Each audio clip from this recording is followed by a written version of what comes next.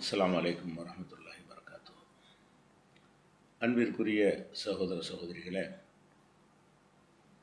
நெருக்கடியான காலகட்டத்தில் இப்போது நாம் சந்தித்திருக்கின்ற ஊரடங்கு போன்ற நேரத்தில் பள்ளிவாசல்களில் ஜும்மா தொழுகை, ஜமாத்து தொழுகை நடத்த முடியாத நிலை ஏற்படும் பொழுது வீடுகளிலேயே ஜமாத் தொழுகையையும் ஜும்மா தொழுகையும் நடத்தி கொள்ளலாம் என்ற ஒரு நிலைப்பாட்டை நாம் அறிவித்திருக்கிறோம். அதற்கான ஆதாரங்களை முன்வைத்திருக்கிறோம். இந்த ஆதாரங்களை தனி கட்டுரையாகவும் வீடியோ வடிவிலையும் நம்முடைய onlinepj.in என்ற இணையதளத்திலே வெளியிட்டிருக்கிறோம். பொதுவாக ஜும்மாவை பள்ளிவாசலில் நாம் தொழுது வந்தாலும் இயலாத நேரத்தில் உள்ள இந்த சட்டத்தை நாம் சொல்லும் பொழுது இதற்கு மறுப்பாக பல வாதங்களை வைத்திருக்கிறார்கள். அந்த வாதங்களுக்கும் 2 மறுப்புகளை வெளியிட்டிருக்கிறோம். அதை நீங்கள் onlinepj.in என்ற இணையதளத்தில் நீங்கள் பார்க்கலாம். அப்படி நம்ம அந்த பதில் அளித்த விஷயங்களுக்கு இலங்கையைச் சேர்ந்த முஜாஹித் அவர்கள் ஒரு மறுப்பை வெளியிட்டிருந்தார். அந்த மறுப்புக்கும் நாம் ஒரு மறுப்பை வெளியிட்டிருந்தோம். அதன் பிறகு இன்னொரு மறுப்பை, நாம் எந்த மறுப்பை வெளியிட்டோமோ அந்த மறுப்புக்கு இன்னொரு மறுப்பை வெளியிட்டிருக்கிறார். அவர் வெளியிட்ட செய்தி நமக்கு கிடைத்த மறுநாள் ரமலான் ஆரம்பித்து விட்ட காரணத்தினால் அந்த ரமலானில் அதற்கு உடனடியாக பதில் சொல்ல வாய்ப்பு இல்லை. ரமலான் முடிந்த பிறகு அதற்கு பதிலளிப்போம் என்று நாம் அறிவித்திருந்தோம். அந்த அடிப்படையில் அவர் என்ன வாதங்களை எல்லாம் இப்போதைய மறுப்பில் வைத்திருக்கிறார் என்பதை தெளிவுபடுத்தத்தான் இந்த பதிவை வெளியிடுகிறோம். முதலாவதாக அதில் 2 விஷயங்களை அவர் 2 அடிப்படையாக அவருடைய மறுப்பை எடுத்துக்கொள்ளலாம். ஒரு அடிப்படை என்னென்னு சொன்னால், அந்த மதீனாவில் துவக்க காலத்தில், அதாவது நபிகள் நாயகம் ஸல்லல்லாஹு அலைஹி வஸல்லம் அவர்கள் மக்காவில் இருந்தபோது மதீனாவில் இருந்து சில பேர் வந்து நபிகள் நாயகம் ஸல்லல்லாஹு அலைஹி வஸல்லம் அவர்களை சந்தித்து இஸ்லாத்தை தழுவி மதீனாவுக்கு செல்கிறார்கள். சென்ற பிறகு அந்த மதீனாவில் அவர்கள் ஜும்மா நடத்துகிறார்கள். அப்போது அங்கே பள்ளி வாசல்கள் எதுவும் இருக்கவில்லை. அவர்களே ஒரு மறைவாக ரகசியமாக செயல்படக்கூடிய ஒரு நிலைதான் அந்த காலகட்டத்தில் இருந்திருக்கும். சின்ன எண்ணிக்கையாக இருக்கும் பொழுது அதற்கு எதிர்ப்புகள் தான் இருந்திருக்கும். அதன் காரணமாக ஊருக்கு வெளியே போய் அந்த ஒரு ஜும்மாவை அவர் நடத்தினார்கள் என்கிற ஒரு ஹதீஸை நாம் வெளியிட்டிருந்தோம். அதாவது பள்ளிவாசல் தான் ஷரத்து என்று கிடையாது. பள்ளிவாசல் இருந்தால் பள்ளிவாசலில் தொழுகலாம், பள்ளிவாசல் இல்லை அல்லது பள்ளிவாசல் இருந்தும் தொழ முடியலை என்ற நிலை வரும் என்று சொன்னால், பள்ளிவாசலுக்கு வெளியே போய் பள்ளிவாசலாக ஆக்கப்படாத பல்வேறு பணிகளுக்கு பயன்படுத்தக்கூடிய ஒரு இடத்துல போய் ஜும்மாவுக்கு மட்டும் ஒதுக்கி தொழுதிருக்கிறார்கள். அப்போது சுமார் 40 நபர்கள் அதில் தொழுதிருக்கிறார்கள் என்கிற ஒரு ஹதீஸை நாம் வெளியிட்டிருந்தோம். இந்த ஹதீஸ் ஒரு துணை ஆதாரம் தான். இது இல்லாவிட்டால் கூட வீடுகளில் ஜும்மா தொழுவதற்கு ஆதாரம் இருக்குது என்பதை முன்னாடி நிறுவி இருக்கிறோம். அந்த வாதத்துக்கு ஒரு பதில் சொல்லியிருக்கிறார். 2வது அதை பார்ப்போம். முதலாவதாக இந்த 2ஆம் நிலையில் உள்ள இந்த ஆதாரத்தை பொறுத்த வரைக்கும் இந்த ஹதீஸை நம்ம வெளியிடும் பொழுது அவர் தரப்பிலையும் இன்னும் பல சகோதரர்கள் தரப்பிலையும் ஒரு மறுப்பை வெளியிட்டாங்க. என்ன மறுப்பு என்றால், இந்த ஹதீஸ், எந்த ஹதீஸு, துவக்க காலத்தில் பனு பயாலா என்பவர்களுக்கு சொந்தமான ஒரு இடத்துல போய் தொழுகை ஜும்மா நடத்தினார்கள் என்ற ஹதீஸ் பலவீனமான ஹதீஸு என்ற வாதத்தை பலரும் வைத்தார்கள். அந்த பலவீனம் என்பதற்கு என்ன காரணத்தை சொல்கிறார்கள் என்று சொன்னால், இந்த ஹதீஸில் தத்லீஸ் இருக்கிறது என்ற காரணத்தை சொல்கிறார்கள். தத்லீஸ்னா என்னன்னு நீங்கள் முதல்ல பல தடவை நம்ம விளக்கி இருக்கிறோம். இருந்தாலும் இந்த வீடியோ மட்டும் பார்க்கக்கூடியவங்களுக்கு தத்லீஸ்னா என்னென்னு விளங்காது. அதனால் இதை அப்படி நிப்பாட்டி வைத்துக்கொண்டு தத்லீஸ் என்றால் என்னென்று எல்லோரும் விளங்கி கொண்ட பிறகு மறுபடியும் இதுக்கு வருவோம். அதாவது ஹதீஸ் கலையில் சரியானது தவறானது என்று பிரித்தறிவதற்கு பலவிதமான அளவுகோல்களை அன்றைய அறிஞர்கள் எடுத்திருக்கிறார்கள். ரொம்ப கூர்மையான மதிநுட்பத்தோடு நுணுக்கமான முறையில் இது ரசூல் ஸல்லல்லாஹு அலைஹி வஸல்லம் சொன்னார்கள் தான் என்று உறுதிப்படுத்தினால்தான் ஹதீஸை ஏற்றுக்கொள்ள வேண்டும் என்பதற்காக பல கடுமையான விதிமுறைகளை அவர்கள் உருவாக்கியிருக்கிறார்கள். அவை குர்ஆன் ஹதீஸுக்கு ஒத்ததாகவும் லாஜிக், அதாவது தர்க்க ரீதியான வாதங்களுக்கு ஏற்றதாகவும் தான் அந்த விதிகள் இருக்கிறது. அந்த விதிகளில் ஒரு விதி தான் தத்லீஸ் உள்ள ஒரு ஹதீஸை எடுத்துக்கொள்ளக்கூடாது. இது ஒரு விதி. தத்லீஸ் என்றால் என்ன என்று கேட்டால், இப்போ ஒரு உதாரணத்துக்காக எடுத்துக்கொள்வோம். இப்போ நான் ஒரு செய்தியை ஒரு நபர்கிட்ட சொல்கிறேன். அந்த நபர் கேட்டு விட்டு போய் என்ன செய்வார், இந்த ஒரு செய்தியை பிஜே சொன்னார்னு மூணாவது ஆள்கிட்ட சொல்கிறார். இப்போ நான் ஏன்னு வைத்துக்கொள்வோம். என்னிடத்தில் கேட்டவர் பி, அவர் போய் என்ன செய்கிறாருன்னா சி என்பவர்கிட்ட சொல்கிறார். எப்படி சொல்கிறாரு, பிஜே இப்படி சொன்னார், இந்த செய்தியை சீட்ட சொல்கிறார். இது ஒரு வகை. அந்த இதில் என்ன செய்கிறாருன்னு கேட்டால், நான் ஒரு செய்தியை பிகிட்ட சொல்கிறேன்ல, அப்படி சொல்லாமல் நான் என்ன செய்கிறேன், வேற ஒரு ஆள்கிட்ட சொல்கிறேன் இந்த செய்தியை. அந்த வேற ஒரு ஆள் இந்த பீட்ட சொல்கிறாரு. எப்படி சொல்கிறாரு, பிஜே இப்படி சொன்னார் என்று அந்த பி என்பவர்கிட்ட இன்னொருத்தர் சொல்கிறார். அவர் எப்படி அதை சொல்லணும், எனக்கு இன்னார் சொன்னார் என்று அவர் வேற ஒரு ஆள் சொன்னார் இல்லை, அவரை தான் சொல்லணும். இவர் என்ன செய்வார்னு கேட்டால், அவரை விட என்னையும் பிரதானப்படுத்துவதற்காக வேண்டி பிஜே சொன்னார் என்று சொல்வார். ரெண்டுமே நான் சொன்னது தான். ஆனால் ஒரு விஷயம் நானே அவரிடம் சொன்னது, இன்னொரு விஷயம் வேற ஒரு ஆள்கிட்ட சொல்லி அந்த வேற ஒரு ஆள் இவருக்கு சொன்னது. அப்போ ரெண்டையும் ஒரே மாதிரி அறிவிக்கக்கூடாது. ஹதீஸ் கலையில் ரெண்டையும் என்ன செய்யக்கூடாதுன்னு, நேர கேட்டதை நேர கேட்டதாக சொல்லணும், நேர கேட்காத ஒரு விஷயத்தை நேர கேட்காதது கூட என்ன செய்யணும், சொல்லணும். அப்படி இல்லாமல் இந்த இரண்டு செய்தியையுமே பிஜே சொன்னார் என்று அவர் அறிவிக்கிறார். அப்போ இதை கேட்குறவர் என்ன நினைப்பார், இந்த நபர் பிஜேட்டு நேரடியாக கேட்டிருக்கிறாருன்னு ரெண்டையுமே, ரெண்டு செய்தியையுமே நானே அவர்கிட்ட சொன்ன மாதிரி அந்த கேட்கக்கூடிய சி என்பவர் என்ன செய்வார், புரிந்து கொள்வார். அப்படி இருக்கக்கூடிய நேரத்தில் இப்போ நான் ஒரு ஆள்கிட்ட சொன்னேன்ல, அவர் நம்பகமானவரா, அவர் நேர்மையானவரா, அவர் பொய் சொல்லக்கூடியவரா, நினைவாற்றல் குறைந்தவரா, அப்படிங்கிற பல விஷயங்கள் அவரை எடை போடணும். அப்போ அவரையும் சேர்த்து சொன்னாதான் சி என்ன செய்வார்னு கேட்டால், பிஜே சொல்லதாக அவர் சொல்லி உங்களுக்கு வந்திருக்கிறது, அவர் யார் அப்படின்னு சொல்லி அவர் ஆய்வு பண்ணுவாங்க. அவர் ஒரு நம்பகமற்ற ஆளாக இருந்தார்னு வைங்களேன், அப்போ அந்த ஹதீஸ் பலவீனமாக போயிடும். அவர் நம்பகமான ஆளாக இருந்தார்னா அந்த செய்தி உறுதியானது ஆயிரும். அப்படிங்கிற அடிப்படையில் அந்த யாரையும் விடாமல் ஹதீஸில் சொல்லணும். அதாவது ஒரு நேரடியாக கேட்டவரைனா நேரடியாக கேட்டேன்னு சொல்லணும். ஒரு செய்தியை ஒரு ஆசிரியரிடம் நேரடியாக கேட்காமல் இன்னொரு வழியாக அந்த ஆசிரியர் சொன்னார் என்று செய்தி வரும் பொழுது அதே மாதிரி தான் ஹதீஸை அறிவிக்கணும். இப்படி இல்லாமல் என்ன செய்வாங்கன்னு கேட்டால், சில ஆட்கள் ஒரு ஆள்கிட்ட நேரவும் கேட்டிருப்பாங்க, அதே ஆள்கிட்ட நேர கேட்காம இன்னொருவர் வழியாகவும் கேட்டிருப்பார்கள். அப்படி கேட்கும் பொழுது இரண்டையுமே நேரடியாக கேட்டது போன்ற பிஜே சொன்னார் என்று பொது வார்த்தையில் சொல்லிடுவாங்க. இப்படி அறிவிக்கக்கூடியவர்கள் எவ்வளோ நம்பிக்கையான ஆளாக இருந்தாலும் சரி, இவர் நேரவும் கேட்டிருக்கிறார். இது யார் விஷயத்தில் வரும் என்று கேட்டால், நேரடியாகவும் ஒரு சந்தித்து கேட்டிருக்கணும், வேறொரு வழியாகவும் கேட்டு சந்தித்திருக்கணும். அப்படி இருக்கிற விஷயத்தில் தத்லீஸ் வரும்.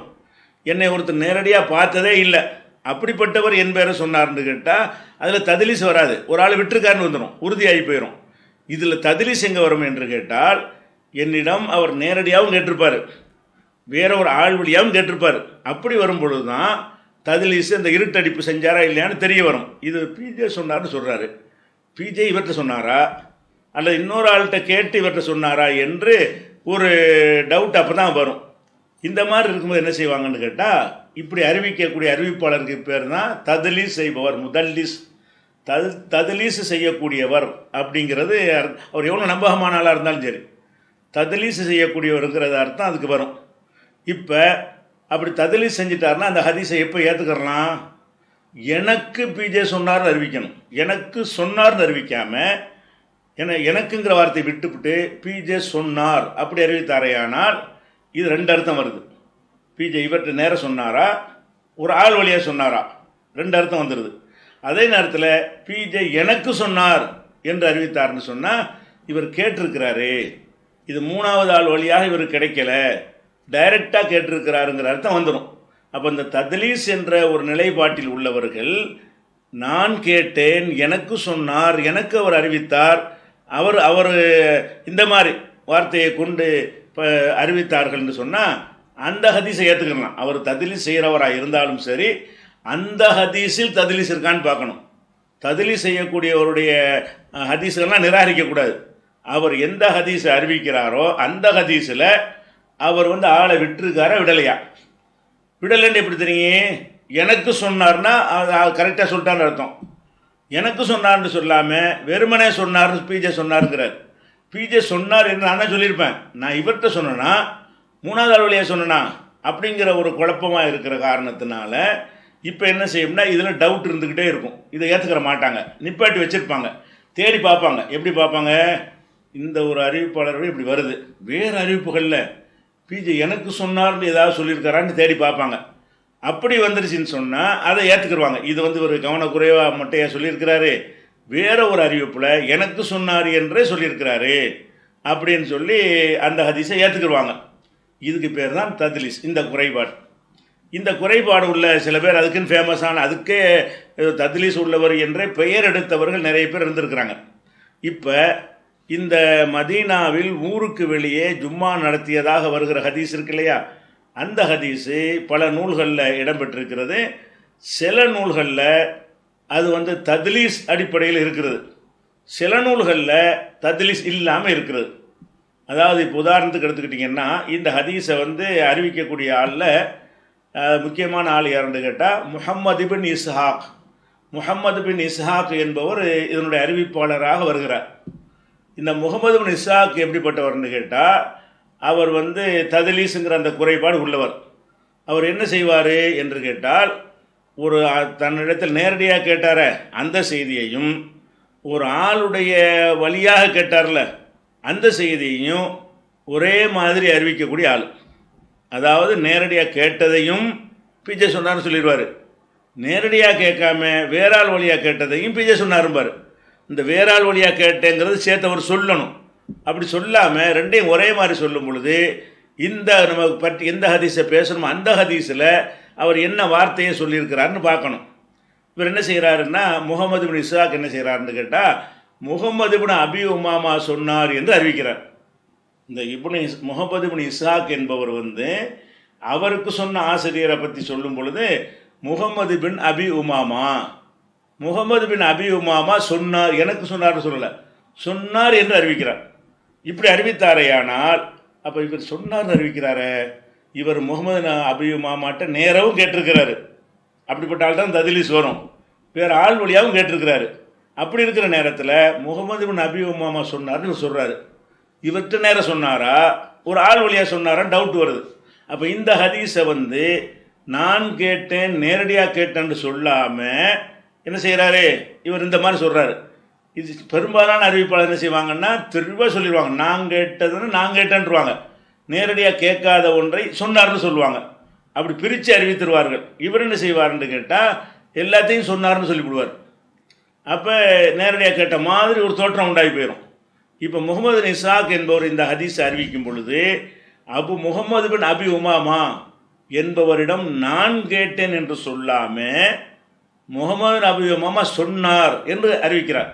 அப்போ இந்த ஹதீஸில் தத்லீஸ் இருக்குது. இந்த ஹதீஸில் நான் கேட்டேன்னு இவர் சொல்லாத காரணத்தினால் முகமது பின் இஸ்ஹாக் கிட்ட முகமது பின் அபி உமாமாட்ட இவர் நேரவும் கேட்டிருக்கலாம், வேற ஒரு ஆள் வழியாகவும் கேட்டிருக்கலாம். அது தெளிவுபடுத்தப்படாமல் இருக்கிறதுனால அதை பெண்டிங்கில் வைத்திடணும், ஏற்றுக்கொள்ளக்கூடாதுன்னு இருக்குது. இதைத்தான் காரணமாக காட்டுறாங்க. இது பலவீனம் என்று சொல்வதற்கு என்ன காரணம்னு கேட்டால் இந்த ஹதீஸில் முகமது பின் இஸ்ஹாக் என்பவர் வர்றாரு. அவர் தத்லீஸ் செய்யக்கூடியவராக இருக்கிறாரு, தத்லீஸ்னா இருட்டடிப்பு செய்யக்கூடியவராக இருக்கிறாரு. அவர் இந்த ஹதீஸிலும் தத்லீஸ் தான் செய்திருக்கிறார். இதுதான் காரணம். இதை வச்சு சொல்லியிருந்தாங்க. நம்ம என்ன செஞ்சோம்னு கேட்டால் நீங்கள் சொல்கிறதெல்லாம் சரிதான், ஆனால் இந்த முகமது இஸ்ஹாக்கிலிருந்து அறிவிக்கக்கூடியவர்கள் பல பேர் இருக்கிறாங்க. இது முகமது இஸ்ஹாக்குடைய மாணவர்கள் இருக்காங்கல்ல, அவங்க பல பேர் இருக்கிறாங்க. சில மாணவர்கள் என்ன செய்கிறாங்கன்னு கேட்டால் இந்த தத்லீஸுடைய மெத்தடில் அறிவித்திருக்கிறாங்க. வேறு சில மாணவர்கள் என்ன செய்கிறாங்கன்னு கேட்டால் முகமது இஸ்ஹாக்கு சொன்னார், எப்படி சொன்னார்ன்னு கேட்டால் முகமது நபி உமாமா எனக்கு சொன்னார் என்று சொன்னார், இப்படியும் அறிவித்திருக்கிறாங்க. முகமது அபி உமாமா சொன்னார் என்றும் முகமது இஸ்ஹாக் சொல்லியிருக்கிறார். இதை சில மாணவர்கள் அறிவிக்கிறாங்க. வேறு சில மாணவர்கள் எப்படி அறிவிக்கிறாங்கன்னா முகமது இஸ்ஹாக் முகமது அபி உமாமா எனக்கு சொன்னார் என்று தான் முகமது இஸ்ஹாக் அறிவித்திருக்கிறார் அப்படின்றும் அறிவிப்பு இருக்கிறது. அப்போ நீங்கள் இந்த ஹதீஸுகளை தத்லீஸ்ன்னு தள்ளிவிட்டாலும் வேறு சில அறிவிப்புகளில் இந்த மாதிரி என்ன செய்ய எனக்கு சொன்னார் என்று இருக்குது. எனக்கு சொன்னார் அதை எடுத்துகிட்டு போங்க, இது விட்டுருங்க, இது பலவீனம். அப்போ அந்த ஒரு அறிவிப்பில் என்ன, இதே செய்தி, சேம் செய்தி தான், இதே செய்தி தான். அதை சொல்லக்கூடியவர் முகமது இஸ்ஹாக்கு எடுத்துக்கிறங்க. அவருக்கு ஒரு 10 மாணவர்கள் இருக்கிறாங்கன்னு வைங்க. 5 மாணவர்கள் என்ன சொல்கிறாங்கன்னு கேட்டால், உதாரணத்துக்கு 5 மாணவர்கள் என்ன சொல்கிறாங்கன்னு கேட்டால் முகமது இஸ்ஹாக் என்ன சொன்னார் என்றால் முகமது நபி உமாமா சொன்னார் என்று சொன்னார் அப்படின்னு வரும். வேறு 5 மாணவர்கள் என்ன சொல்கிறாங்கன்னு கேட்டால் முகமது நபி உமாமா எனக்கு சொன்னார் என்று முகமது இஸ்ஹாக் அறிவித்தார் அப்படி குறிப்பிடுறாங்க. அந்த இதில் தத்லீஸ் போயிடுச்சு. எனக்கு சொன்னார்ன்றார்ல, எனக்கு சொன்னார்னால என்ன அர்த்தம்னா நான் நேராக பார்க்கும்போது சொன்னார், வேற ஒரு ஆள் வழியாக கேட்டிருக்கேன செய்தி, அதில் இது வராது, நானே நேரடியாக கேட்டிருக்கேனே அந்த செய்தின்னு சொல்லிட்டார். இப்போ முகமது இஸ்ஹாக் நம்பகமானவராக இருக்கும் பொழுது அவர் நான் தான் கேட்டேன்னு நேரடியாக கேட்டேன்னு சொல்லும் பொழுது அந்த ஹதீஸை வைத்து இதை நம்ம வாதம் பண்ணுறோமே தவிர இந்த தத்லீஸ் ஹதீஸை வச்சு இல்லை இப்படிங்கிற வாதத்தை வைத்து, அதுக்கு உதாரணமாக இதில் யூனுஸ் இப்படி நிறைய பேர் சொல்லியிருக்கிறாங்க. நம்ம ஒன்று தான் எடுத்துக்கிறோம். ஒன்று ஆதாரப்பூர்வமாக இருந்துச்சுன்னா மற்றதெல்லாம் போய் நுழைஞ்சு தேடிக்கிட்டு இருக்க தேவையில்லை, ஒன்று கிடைச்சாலும் போதும். முகமது இஸ்ஹாக்குடைய மாணவர்களில் யூனுஸ் பின் புகைர் அப்படின்னு ஒருத்தர். அப்போ யூனுஸ் பின் புகைர் அறிவிக்கும் போது என்ன சொல்கிறான்னு கேட்டால் இப்போ முகமது இஸ்ஹாக் இதை தத்லீஸாக சொல்லலை. எப்படி சொன்னார் என்றால் முகமது இப்னு அபி ஹத்தசனி எனக்கு அறிவித்தார், முகமது இப்னு அபி உமாமா என்பவர் எனக்கு அறிவித்தார், நானே அவற்றை கேட்டேன் என்கிற கருத்துப்பட முகமது இஸ்ஹாக் சொன்னதாக அவருடைய மாணவர் யூனுஸ் இப்னு புகைர் அறிவிக்கிறார் என்றும் சில ஹதீஸுகள் இருக்கிறது. அப்போ நீங்கள் தத்லீஸ் உள்ள ஹதீஸை வைத்து இதை மறுக்கிறீங்க, இதை விட்டுருங்க, வேணாம். தத்லீஸ் இல்லாத ஹதீஸ் இருக்குதுல்ல, அதன்படி இது எந்த ஒரு குறைபாடும் அற்றது அப்படின்னு ஒரு பதிலாக நம்ம சொல்லி இருந்தோம். இது இதற்கு தான் மறுப்பு சொல்கிறாங்க. இதற்கு தான் முஜாஹித் என்ன செய்கிறாருன்னா மறுப்பு என்ன சொல்கிறாருன்னு கேட்டால் ஏற்றுக்கொண்டு போகிறதுல என்ன இருக்குன்னு கேட்குறாரு. அதுக்கு தான் நான் சுட்டி காட்டியிருந்தேன். மௌலை அவர்கள் ஜக்காத்துடைய விஷயத்தில் அலி ரலியல்லாஹு ஒரு செய்தி அறிவிக்கிறாங்க, வருடம் பூர்த்தியாகும் வரைக்கும் ஜக்காத்து கிடையாது. இதை சிலர் ரசூலுல்லாஹ் சொன்னதாக அலி ரலியல்லாஹு சொன்னான்னு அறிவிக்கிறாங்க. ஒரு சிலர் அலி ரலியல்லாஹு சொன்னார்கள் அப்படின்னு அறிவிக்கிறாங்க. அந்த ஒரு சிலர் யாருன்னு சொன்னா ஜரீர் இப்னு ஹாசிம். அப்ப ஜரீர் இப்னு ஹாசிம் அலி ரலியல்லாஹு சொன்னார்கள் ஒரு வருடம் பூர்த்தியாகும் வரைக்கும் ஜக்காத் இல்லை அப்படின்னு அறிவிக்கிறாரு. மற்றவர்கள் ரசூல் ஸல்லல்லாஹு அலைஹி வஸல்லம் சொன்னாங்கன்னு அறிவிக்கிறாங்க. அப்போ அதாவது ஜரீர் இப்னு ஹாசிம் தான் ரசூலுல்லாஹ் சொன்னாங்கன்னு அறிவிக்கிறார். அதாவது வருடம் பூர்த்தியா வரைக்கும் ஜக்காத் இல்லை என்று சொல்லி ஜரீர் இப்னு ஹாசிம் அவர்கள் என்ன செய்தார்கள், சொன்னார்கள் அப்படி என்று சொல்லி அறிவிக்கிறாங்க. மற்றவங்க எல்லாம் அலி ரலியல்லாஹு சொன்னாங்கன்னு தான் அறிவிக்கிறாங்க. அப்ப மௌலை அங்க என்ன செய்யணும், சரி ஜரீர் இப்னு ஹாசிம் ஒரு கூடுதல் தகவல் சொல்லிக்கிறாரு, அதனால நம்ம அதை ஏற்றுக்கொண்டுட்டு போறோம் என்று தானே சொல்லணும். ஆனா அவர் அப்படி சொல்லல. எப்படி சொல்றாருண்டா, மற்றவர்களுக்கு முரணாக ஜரீர் இப்னு ஹாசிம் இங்கே அறிவிக்கிறார், எனவே அது பலகீனமானது. நம்ம கூடுதல் தகவல் ஏற்றுக்கொண்டு போகணுமா இல்லையா? அந்த கூடுதல் தகவல் ரைட் ரசூலுல்லாஹ் சொன்னதாக ஜரீர் இப்னு ஹாசிம் அறிவிச்சுக்கிறார், அதனால இந்த அறிவிப்பு ஓகேன்னு சொல்லணும். ஆனா அப்படி சொல்லாம மற்றவர்களுக்கு மாற்றமாக அலி ரலியல்லாஹு வார்த்தையை ரசூலுல்லாஹ் வார்த்தையை இவர் அறிவிச்சிட்டாரு, அதனால பலகீனம் அப்படின்னு அந்த இடத்துல சொல்லி இருந்தாரு.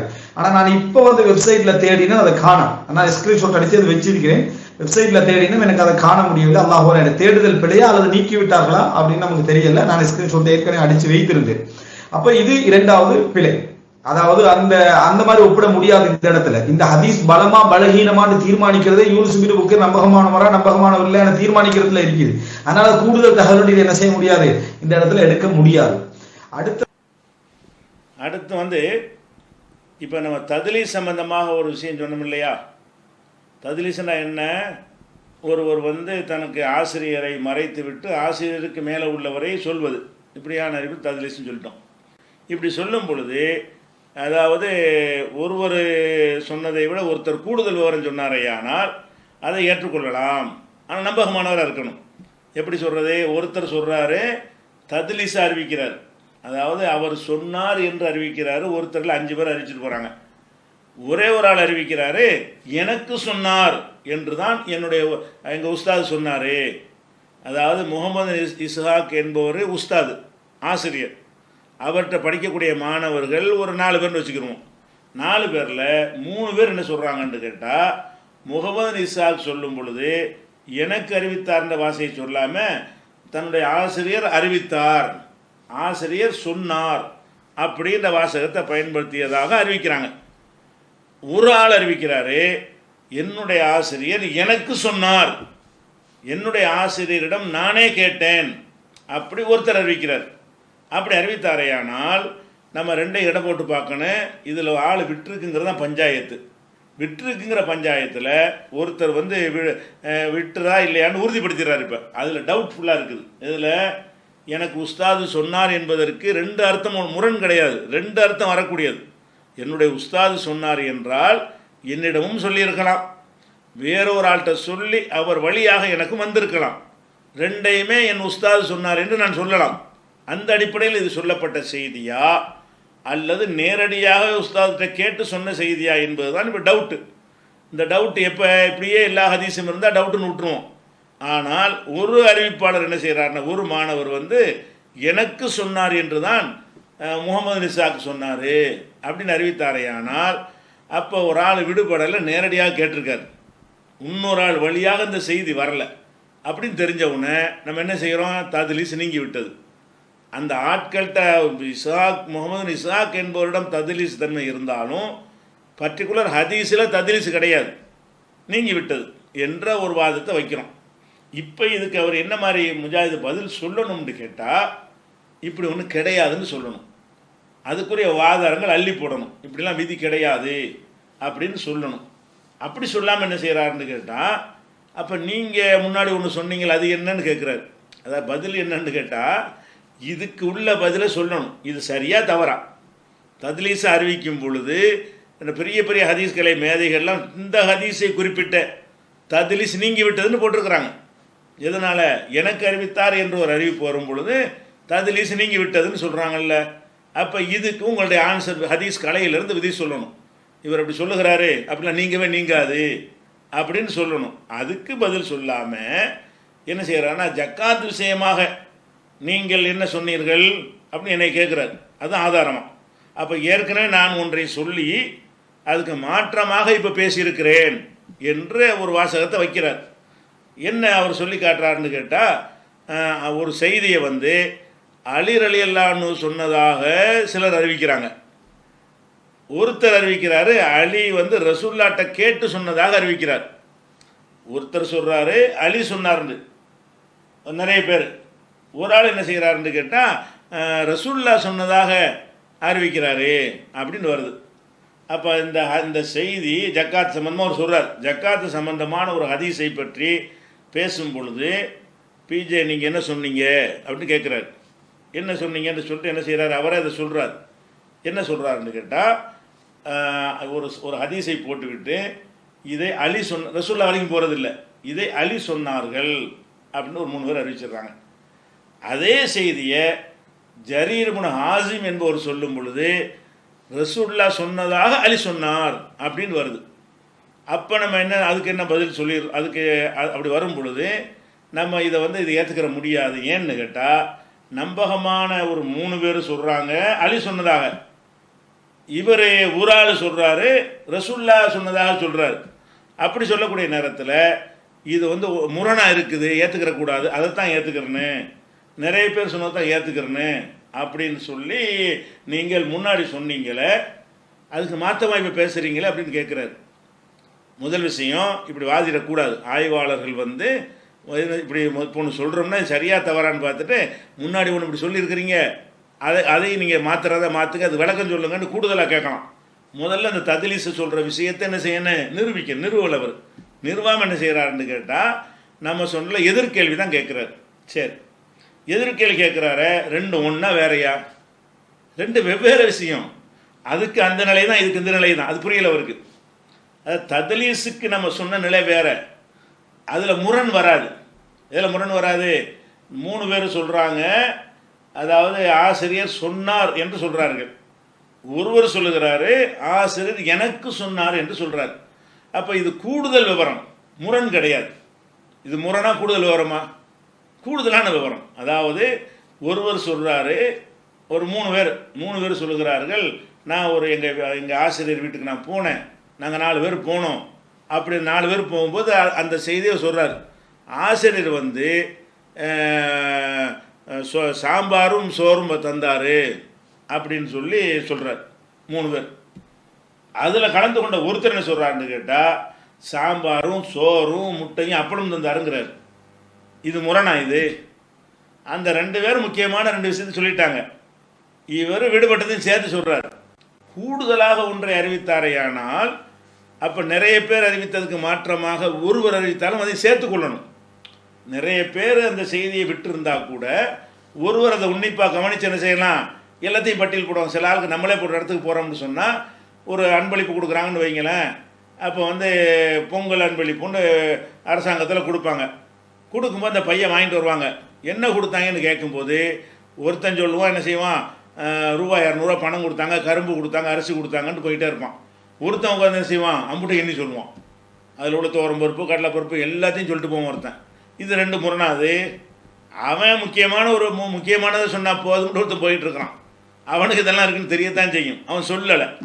இவன் என்ன செய்கிறான், எல்லாத்தையும் சொல்லுவோம்னு சொல்கிறான். இந்த மாதிரி வந்தால் முரணாக இருந்தால் எடுத்துக்கிறக்கூடாது. எப்படி, அவர் கரும்பு கொடுத்தாருன்னு அவன் சொல்கிறான், இன்னும் ஒருத்தர் கரும்பு கொடுக்கலைங்கிறான். இப்போ முரண். கரும்பு கொடுத்தார் என்பதும் கரும்பு கொடுக்கவில்லை என்பதும் முரண். இது முரணா கூடுதலா? கூடுதல் தகவல் வந்தால் நம்ம ஏற்றுக்கொள்ள வேண்டும். இப்போ என்னது, சொன்னார் எனக்கு சொன்னார். சொன்னார் என்பதில் அவர் தான் சொல்லியிருக்கிறார், ஆள் மாறலை. சொன்னார் என்று சொன்னாலும் அந்த அந்த உஸ்தாத் தான் சொல்லியிருக்கிறாரு. எனக்கு சொன்னார்னு சொன்னாலும் அந்த உஸ்தாத் தான் சொல்லியிருக்கிறாரு. ஆனால் ஒரு ஆள் வழியாக இது வந்துச்சா அவரே சொன்னார், அதுதான் டாபிக். இதில் எந்த மாற்றம் வராது. அதாவது எனக்கு சொன்னார் என்பதை நம்ம ஏற்றுக்கொண்டோமையானாலும் அந்த சொல்லுக்கு உரியவர் அவர் தான். வழங்குதா? அப்போ இதில் என்ன வரல, முரண் வரல. 3 பேர் அந்த விஷயத்தில் எனக்குங்கிற விட்டு விட்டார்கள். ஒருவர் வந்து எனக்குன்னு சொல்லுகிறார். இந்த தத்லீஸில் அந்த பிரச்சனை வரும் பொழுது அதில் கூடுதல் விவரம் என்கிற வகை வர்றதுனால ஹதீஸ்களில் எல்லாரும் ஏற்றுக்கிறாங்க. இது எல்லாருமே ஏற்றுக்கொள்வார்கள். இது ஒரு விஷயம். இப்போ இந்த விஷயம் என்ன தெரியுமா, ஜரீர் இப்னு ஹாசிமை பற்றி சொல்கிறார்ல, இந்த விஷயம் என்னன்னு கேட்டால் இது கூடுதல் விவரம் கிடையாது, இது முரண். எப்படி முரண்? அதாவது ஒரு செய்தியை ரசூலுல்லாஹ் சொன்னாங்களா அலி சொன்னாங்களா, இதுதான் டாபிக். அந்த சொல்லுக்கு சொந்தக்காரர் மாறுறாரு. இப்போ நல்லா விளங்கணும், இந்த தத்லீஸ் விஷயத்தில் சொந்தக்காரர் மாற மாட்டார். அவர் தான் சொல்லியிருக்கிறாரு. அவர் இவர்கிட்ட சொன்னாரா வேற ஆள்கிட்ட வழியாக சொல்லி விட்டாரான்னு தான் அர்த்தம். எப்படி வச்சாலும் அந்த உஸ்தாத் தான் சொல்லியிருக்கிறாரு. அப்போ ஆள் மாறாட்டம் வரல, நேரடியாக கிடைச்சா ஒரு ஆள் வழியாக கிடைச்சாங்கிறது தான் வருது. அதனால அறிஞர்கள் வந்து தத்லீஸுக்கு அந்த நிலை எடுக்கிறாங்க. இதில் மௌகூஃபா மர்ஃபூவா, அதாவது இந்த செய்தியை வந்து ரசூல், இந்த சொல்லுக்கு சொந்தக்காரர் ரசூலா அல்லது அலியா. அதாவது ஒருத்தர் சொல்கிறாரு ரசூலுல்லாஹ் சொன்னதாக அலி சொன்னாருங்கிறார். அப்படி ஏற்றுக்கிட்டீங்கன்னா அது ஹதீஸுங்கிற அந்தஸ்துக்கு வந்துடும். அந்த சொல்லுக்கு உரியவர் ரசூலா ஆகிடுவாங்க. அந்த ரசூலை விட்டுட்டு அலி சொன்னார் என்றால் அவருடைய கருத்து என்று ஆகிவிடும். இந்த 2லையும் கூடுதல் விவரம் யாருமே சொல்ல மாட்டாங்க. முரண் என்ன முரண்? அந்த சொல்லை சொன்னவர் அலியின் சொந்த கூற்று, நபியின் சொந்த கூற்று, 2 ஒன்றா? கூடுதல் விவரமா இது? அலியின் சொந்த கூற்று என்று அந்த 3 பேர் சொல்கிறாங்க. ஒருவர் சொல்கிறாரு நபியின் சொந்த கூற்றுங்கிறாங்க, நபியின் கூற்றுங்கிறாங்க. அப்போ இதை ஏற்றுக்கொண்டால் அப்போ அலியின் கூற்று கிடையாதுன்னு ஆயிரும். நபியின் கூற்றுன்னு ஏற்றுக்கிட்டீங்கன்னா அலியின் கூற்று கிடையாது, அலியின் கூற்றை ஏற்றுக்கொண்டால் நபியின் கூற்று கிடையாது. நேர் முரண். அதுக்கு தான் நம்ம சொன்னோம், 3 பேர் சொல்கிறாங்க, என்ன செய்கிறாங்க, அலியின் கூற்றுங்கிறாங்க. ஒரு ஆள் குறைஞ்ச எண்ணிக்கையில் உள்ள ஆள் வந்துக்கிட்டு நபியின் கூற்றுங்கிறார். 2 முரணாக இருக்குது. முரணாக அறிவித்தாரையானால் ரொம்ப பேர் அறிவிக்க நம்ம ஏற்றுக்கிறேன்னு. ரொம்ப பேர் என்ன செய்கிறாங்க, அலியின் கூற்றுங்கிறாங்க. ஒரு ஆள் வந்துக்கிட்டு என்ன செய்கிறாரு, அதே ஆசிரியர் வழியாக அறிவிக்கிறார் மாணவர் ஒருத்தர் என்ன செய்கிறாருன்னு கேட்டால் அவர் வந்து இதில் நபியின் கூட்டுருக்கிறார். அப்போ இது ரெண்டு கூடுதல் விவரம்னா அதை ஏற்றுக்குருவோம். இது கூடுதலாக முரணா, இது அப்பட்டமான முரண். ஆளே மாறி போயிடுது, சொல்லுக்கு சொந்தக்காரரை மாறி போயிடு. ஒன்றை ஒன்று பொய்ப்படுத்தும். முரண் என்றால் என்னது? ஒன்றை ஒன்று பொய்ப்படுத்தி விடும். எப்படி பொய்ப்படுத்தேன்? அலியுடைய சொந்த கூற்று அப்படின்னு சொன்னால் நபியின் கூற்றுங்கிறது அடிபட்டு போயிடும், அது பொய்யா போயிடும். நபியின் கூற்றுன்னு சொன்னால் அலியின் கூற்றுன்னு அடிபட்டு போயிடும். முரணா இருக்கா? ரெண்டையும் ஏற்றுக்கிற முடியாது ஒருத்தனால, ரெண்டில் ஒன்றைத்தான் ஏற்றுக்கிற முடியும். இப்போ வந்து அதில் அப்படி வருமா? தத்லீஸில் இது மௌகூஃபு மர்ஃபூக்குள்ள விஷயத்தை வச்சுட்டு குழப்புறாரு. இதுக்கு மாதிரி அதுக்கு எடுக்கணுங்கிறார். இதுக்கு மாதிரி எடுக்க முடியாது. இதில் கிரவுண்ட் இருக்குது, அதில் கிரவுண்டு இல்லை. என்ன கிரவுண்டு? முரணாக இருக்குந்தால் விடணும் என்கிற கிரவுண்டு இங்கே இருக்கிறது, அங்கே முரணாக இருக்கவில்லை. அதாவது அந்த உஸ்தாது சொன்னார் என்று சொன்னாலும் எனக்கு சொன்னார் என்று சொன்னாலும் ஒன்றுக்கு ஒன்று முரண் கிடையாது. அவர் தான் சொன்னார் அவர் தான். அது கிடைத்த வழி ரூட்டில் தான் ஒரு ஆளை விட்டுட்டாரா விடலையாங்கிறது தான் சந்தேகம், அதை தீர்க்கிறது. அதனால் தத்லீஸுக்கு ஒரு நிலையும் இந்த மௌகூஃப் மர்ஃபூஆ பிரச்சனை வரக்கூடிய நேரத்துக்கு ஒரு நிலை எடுப்பது வந்து அதுவும் ஹதீஸில் உள்ளது தான். இதில் முரண்பாடு வரும், அதில் முரண்பாடு வராது. இதுதான் அடிப்படையாக. இதை வந்து கவனிக்காமல் என்ன செய்கிறாரு? இதை ஒரு வாதமாக அவர் வைத்திருக்கிறார். இது சரியான வாதம் கிடையாது. அப்போ மொத்தத்தில் இவர் சொல்லக்கூடிய விஷயம் என்னன்னு கேட்டால், அந்த யூனுஸ் இப்னு புகைரை பலவீனமாக்குறதுக்கு அவர் உருப்படியாக ஒன்றும் சொல்லவே இல்லை. இந்த தத்லீஸ் இல்லாமல் தத்லீஸ் தான் அது இருக்குதுங்கிறத வந்து சொல்லும் பொழுது அதை மறுக்கிறதுக்கு என்ன செய்யணும்னு கேட்டால் அதுக்கு அவர் வாதம் வைக்கணும். எது 3 பேர் சொன்னதுக்கு மாற்றமாக ஒருத்தர் அறிவித்திருக்காருன்னு சொல்கிறீங்களா? மாற்றமாக இல்லைங்கிறனா? இல்லை மாற்றம் தான் என்ன செய்யணும்? நீங்கள் முரண் தான் அப்படின்னு சொல்லி நீங்கள் நிறுவனம். நிறுவாமல் வேற ஒரு விஷயத்தை எடுத்துக்காட்டி இதுக்கு மட்டும் சொன்னீங்களேன்னு கேட்டால் அதுக்கு அப்படி தான் சொல்லுவேன், நாளைக்கு அப்படி தான் சொல்லுவேன்.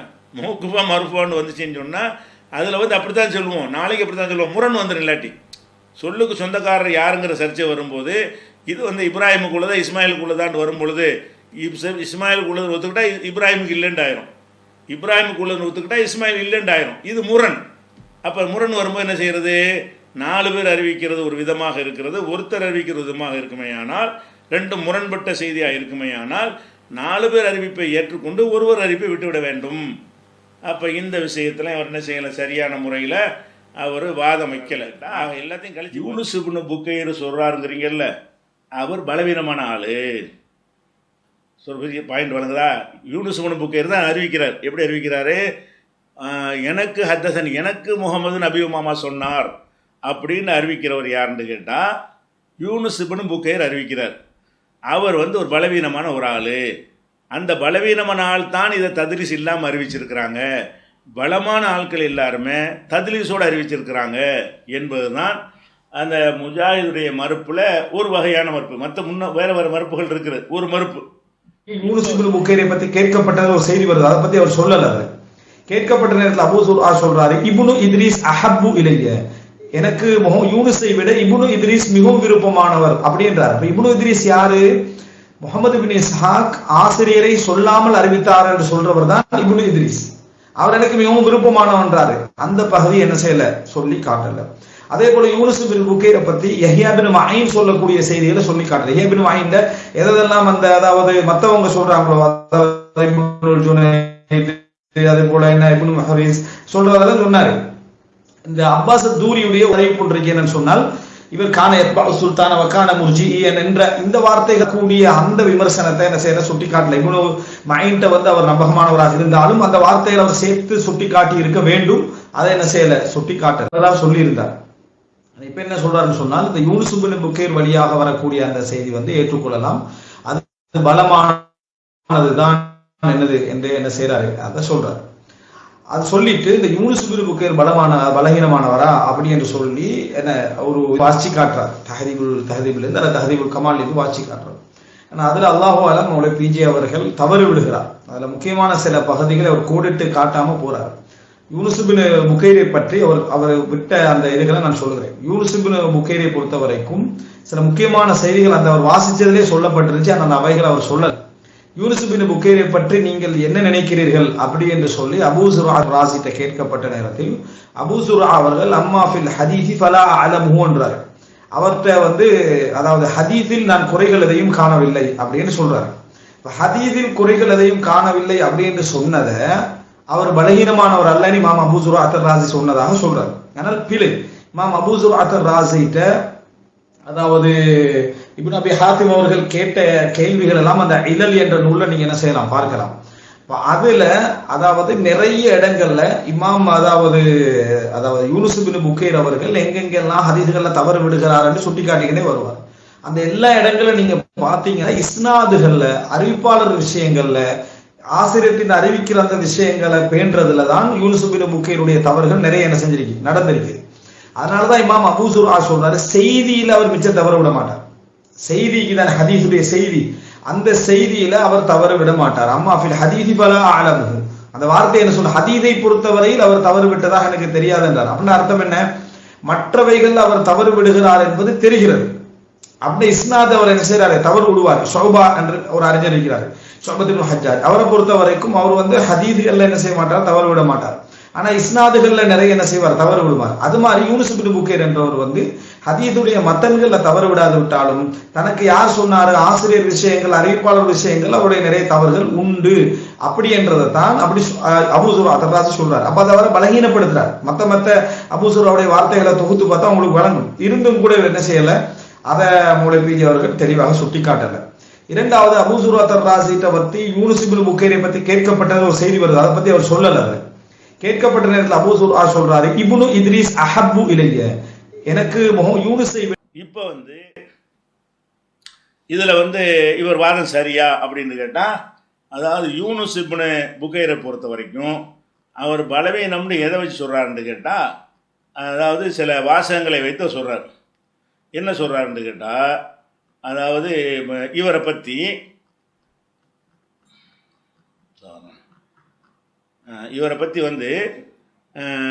இப்னு அபூ ஹாத்தம் அவர்கள் சொல்றாங்க, சுகில அபூ ஸுர்ஆ ஐயு ஷையின் யுன்கர் அலைஹி, இந்த யூனுஸ் இப்னு புகைருடைய செய்திகளில் எந்த செய்தி நிராகரிக்கப்படும் அப்படின்னு சொல்லி அபூ ஸுர்ஆட்ட கேட்கப்படுது.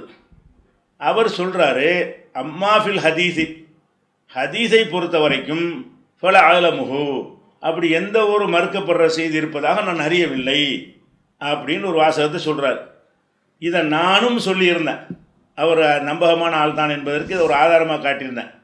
இந்த வாசகத்தை வைத்து கொண்டு முஜாஹித் என்ன சொல்கிறாருன்னு கேட்டால், இது பலவீனம். ஏன்னு கேட்டால், அந்த அபூ ஸுர்ஆ என்ன சொல்கிறாரு, ஹதீஸில் அவர் அவர் கரெக்டான ஆள் தான் அப்படின்னு சொல்கிறார். அதுலேருந்து என்ன அர்த்தம்னு கேட்டால், ஹதீஸ்னா என்ன அவர் சொல்கிறார், விளக்கம் கொடுக்குறாரு. ஹதீஸ் என்று சொன்னால் ஹதீஸில் ரெண்டு விஷயம் இருக்கும். ஒன்று அந்த கண்டென்ட், அந்த செய்தி. இன்னொன்று அறிவிப்பாளர்கள்.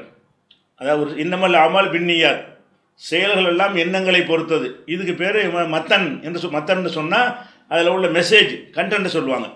இந்த செய்தியை எப்படி புகாரி கிடைச்சிச்சு என்று கேட்டால், இவர் சொன்னார், இவர் சொன்னார், இவர் சொன்னார், இவர் சொன்னார், இவர் எனக்கு சொன்னார்னு வருது. இந்த ஆட்கள் பட்டியல் இருக்கு பாருங்க, அதுக்கு பேர் சனது. ஹதீஸில் ரசூலுல்லாஹ் சொன்ன செய்தி இருக்கும்ல, அந்த செய்திக்கு பேர் மத்தன். செய்தி இல்லாமல் அதை சொல்கிற ஆட்களுடைய விவரங்கள் இருக்குல்ல, அந்த பெயர் பட்டியல், அந்த தொடர் பட்டியல், அதுக்கு பேர் சனது. இப்போ என்ன செய்கிறாருன்னா, அந்த ஹதீஸில் இவர் என்ன விளக்கம் கொடுக்குறார் முஜாஹித் என்று சொன்னால், ஹதீஸில் அவருக்கு குறையில் இருந்தால் என்ன அர்த்தம், அந்த மத்தனில் கரெக்டாக சொல்லிடுவார், சனதில் சரியாக இருக்க மாட்டார்னு அர்த்தம் அப்படிங்கிறார் விளக்கம். இந்த வார்த்தை அவருக்கு குறை இல்லை என்பதற்குரிய வாசகமாக தான் இருக்கிறது. இதே வாசகத்தை வைத்துக்கொண்டு யூனுஸ் இப்னு புகைர் என்பவரை இவர் என்ன செய்கிறாரு, குறைவுபடுத்த பார்க்குறாரு. இதே வாசகத்தை வச்சு என்ன செய்கிறாரு, அவரை குறைவுபடுத்துகிறார். இப்போ அவர் என்ன எப்படி குறைவுபடுத்துகிறாருன்னு கேட்டால், அதாவது ஹதீஸில் ரெண்டு வகை இருக்குது. இந்த யூனுஸ் இப்னு புகைரை பொறுத்த வரைக்கும் ஹதீஸுடைய கண்டென்ட் இருக்குல்ல, அதை கரெக்டாக சொல்லிடுவார். ஹதீஸுடைய அறிவிப்பாளர் இருக்காங்கல்ல, அதை கரெக்டாக சொல்ல மாட்டாங்க. ஹதீஸ் என்றால் என்னவா, அந்த கண்டென்ட் மட்டும்தான் அப்படின்னு விளக்கம் சொல்கிறார். இது கொஞ்சம் கூட ஒரு ஹதீஸ் கலையுடைய அடிப்படை உள்ளவர்கள் சொல்ல முடியாத ஒரு விளக்கம். ஹதீஸில் அந்த செய்தி இருக்குல்ல, அதை மட்டும் தனித்து எவருமே சொல்ல முடியாது. அந்த ஹதீஸை இன்னைக்கு நம்ம சொல்லிட்டு வரோம் பயான்களில். ஏன்னு கேட்டால் அதெல்லாம் ரெக்கார்டாக இருக்குது புக்கில். நம்ம புகாரில் இருக்குன்னா அறிவிப்பாளர்லாம் வரிசை போட்டால் சொல்லுவோம், அப்படி சொல்ல மாட்டோம். ஆனால் கேட்டால் எடுத்து காட்டிடுவோம். இப்போ இந்த காலத்தில் என்ன செய்வோம்னு கேட்டால், இன்னமல்லாமல் பின்னியாத்துன்றுவோம். அந்த புக்காக நூலாக வடிவமைக்கப்படுவதற்கு தொகுக்கப்படுவதற்கு முந்தைய காலங்களில் என்ன இந்த வாசகத்தை இப்படி சொல்ல முடியாது. எனக்கு இவர் சொன்னார், எனக்கு இவர் சொன்னார், அவருக்கு அவர் சொன்னார், இவருக்கு இவர் சொன்னார்னு சொல்லி தான் அந்த மெசேஜை சொல்ல முடியும். அப்போ இந்த ஹதீஸு என்று சொல்கிற இந்த வாசகம் வந்து வெறும் மத்தனுக்கு மட்டும் உள்ளது கிடையாது. இவர் என்ன சொல்கிறாரு, அந்த கண்டென்ட்டில் கரெக்டாக சொல்லிடுவார். அது எப்படி கண்டென்ட்டை மட்டும் சொல்லுவாங்க அந்த காலத்தில்? இந்த காலத்தில் இருக்கிற மாதிரி நினச்சிக்கிட்டு அதை பார்த்துருக்கிறார். அந்த ஹதீஸ் தொகுக்கப்படுற காலத்தில் அந்த உள்ளடக்கம் செய்தி இருக்குத, அதில் வந்து அவர் வந்து பிழை விட மாட்டார். அறிவிப்பாளரில் பிழை விட்டுருவார்னு அதுக்கு அர்த்தம், சனதில் பிழை விட்டுருவார்னு அர்த்தம்ங்கிறார். இப்படி நடந்து இருக்குமா? அந்த காலத்தில் வந்து ஹதீஸ் என்றாலே மத்தனும் சனதும் சேர்ந்தான் அறிவிப்பாங்க. வெறுமனே மத்தனை மட்டும் கண்டென்ட் அவர் எப்படி கரெக்டாக சொல்லுவார்? ஆட்களை சொல்லாமல் கண்டென்ட்டை கரெக்டாக சொன்னார்னா அப்படி கண்டென்ட் கரெக்டுன்னு முடிவெடுப்பதை அறிவிப்பாளர் வச்சு தானே. ஒரு கண்டென்ட்டை வந்து கரெக்டுன்னு நீங்கள் சொல்வதாக இருந்தால் அந்த அறிவிப்பாளரை எடுத்துக்கிட்டு தான் என்ன செய்ய முடியும், அந்த கண்டென்ட்டு சரியான முடிவெடுக்க முடியும். அதனால் என்ன செய்கிறாருன்னு கேட்டால் மத்தனில் குறை இல்லாமல் சொல்லவே இயலாது. அந்த காலத்தில் எந்த அறிவிப்பாளராவது அந்த சனதே இல்லாமல் ஒரு செய்தி அன்றைக்கி சொல்ல முடியுமா? கால ரசூல்லான்னு போட்டு ரசூல்லா எனக்கு சொன்னார்கள் அப்படின்னு போட்டு எந்த ஒரு அறிவிப்பாளரையும் சொல்லாமல் அந்த காலத்தில் சொல்லக்கூடிய வழக்கம் இருந்துச்சா? இருந்தால் ஏற்றுக்குருவாங்களா? ஏற்றுக்கிற மாட்டாங்க. அப்படி இருக்கக்கூடிய நேரத்தில் இவர் என்ன செய்கிறாருன்னு கேட்டால் அந்த ஹதீஸில் இவர்கிட்ட குறை இல்லை என்று சொன்னால் ஹதீஸுடைய அந்த கண்டென்ட்டில் குறை வைக்க மாட்டாராம், அறிவிப்பாளரில் குறை இருக்குன்னு அர்த்தம் பிரிக்கிறார். ஹதீஸ்ன்னா அப்படி ஹதீஸ்னா ரெண்டும் சேர்ந்தா ஹதீஸ். ஹதீஸ் என்று சொன்னாலும் இப்போ நம்ம ஹதீஸ்னா மற்றனை மட்டும் சொல்லிகிட்டு இருக்கிறோம். சொன்னாலும் அந்த சனது இருக்குது, நாம் சொல்லலையே தவிர அதற்கு அந்த நூலாசிரியர் வரைக்கும் தொகுக்கிற காலம் வரைக்கும் உள்ள அறிவிப்பாளர் பட்டியலை கேட்டால் எடுத்துக்காட்ட முடியும் என்ற காரணத்தினால புகாரியில் இத்தனை நம்பரில் இருக்குன்னு செய்தியை மட்டும் சொல்லுகிறோம். இது புகாரிக்கு எப்படி கிடைச்சுன்னு கேட்டீங்கன்னா எடுத்து காட்டிட்டு போயிடும்.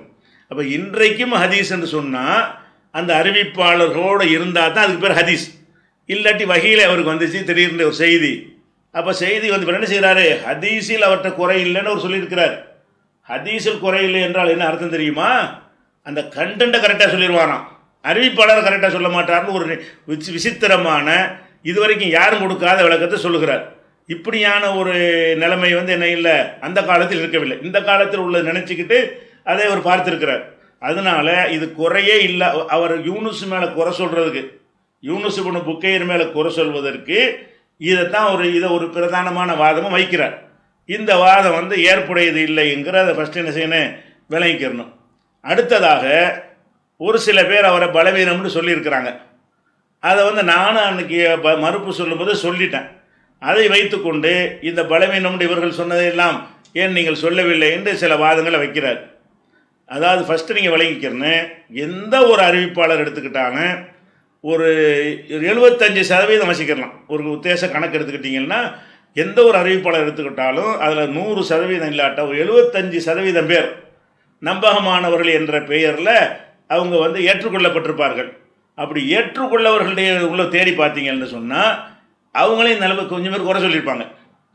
புகாரியுடைய அறிவிப்பாளர்கள் எடுத்துக்கொண்டாலும் சரி, அதில் உள்ள எல்லாருமே கரெக்டானவர்களாக 100% ஒரு குறையும் இல்லாதவர்கள் என்று அனைவராலும் சொல்லப்பட்டிருப்பார்களான்னு கேட்டால் ஒரு 25% பேர் இருப்பார்கள். ஒரு 75% பேர் வந்து அவரையும் யாராவது குறை சொல்லியிருப்பாங்க. அப்போ குறை சொல்லியிருக்கும்போது என்ன செய்வாங்கன்னா, ஹதீஸ ஆய்வாளர்கள் வந்து இவர் வந்து ஒரு 20 அறிஞர்கள் ஒருத்தரை பற்றி கருத்து சொல்கிறாங்கன்னு வைங்க, 2 அறிஞர் வந்து என்ன செய்கிறார், அவரை குறை சொல்கிறார். 2 அறிஞர் வந்து இவர் வந்து சரியில்லை என்று குறை சொல்லுகிறார். அப்படி சொல்வாரையானால் அப்போ என்ன செய்வாங்கன்னு கேட்டால் அந்த 2 அறிஞர்கள் குறை சொல்கிறாங்க, அந்த குறை சரியான்னு ஆய்வு பண்ணுவாங்க.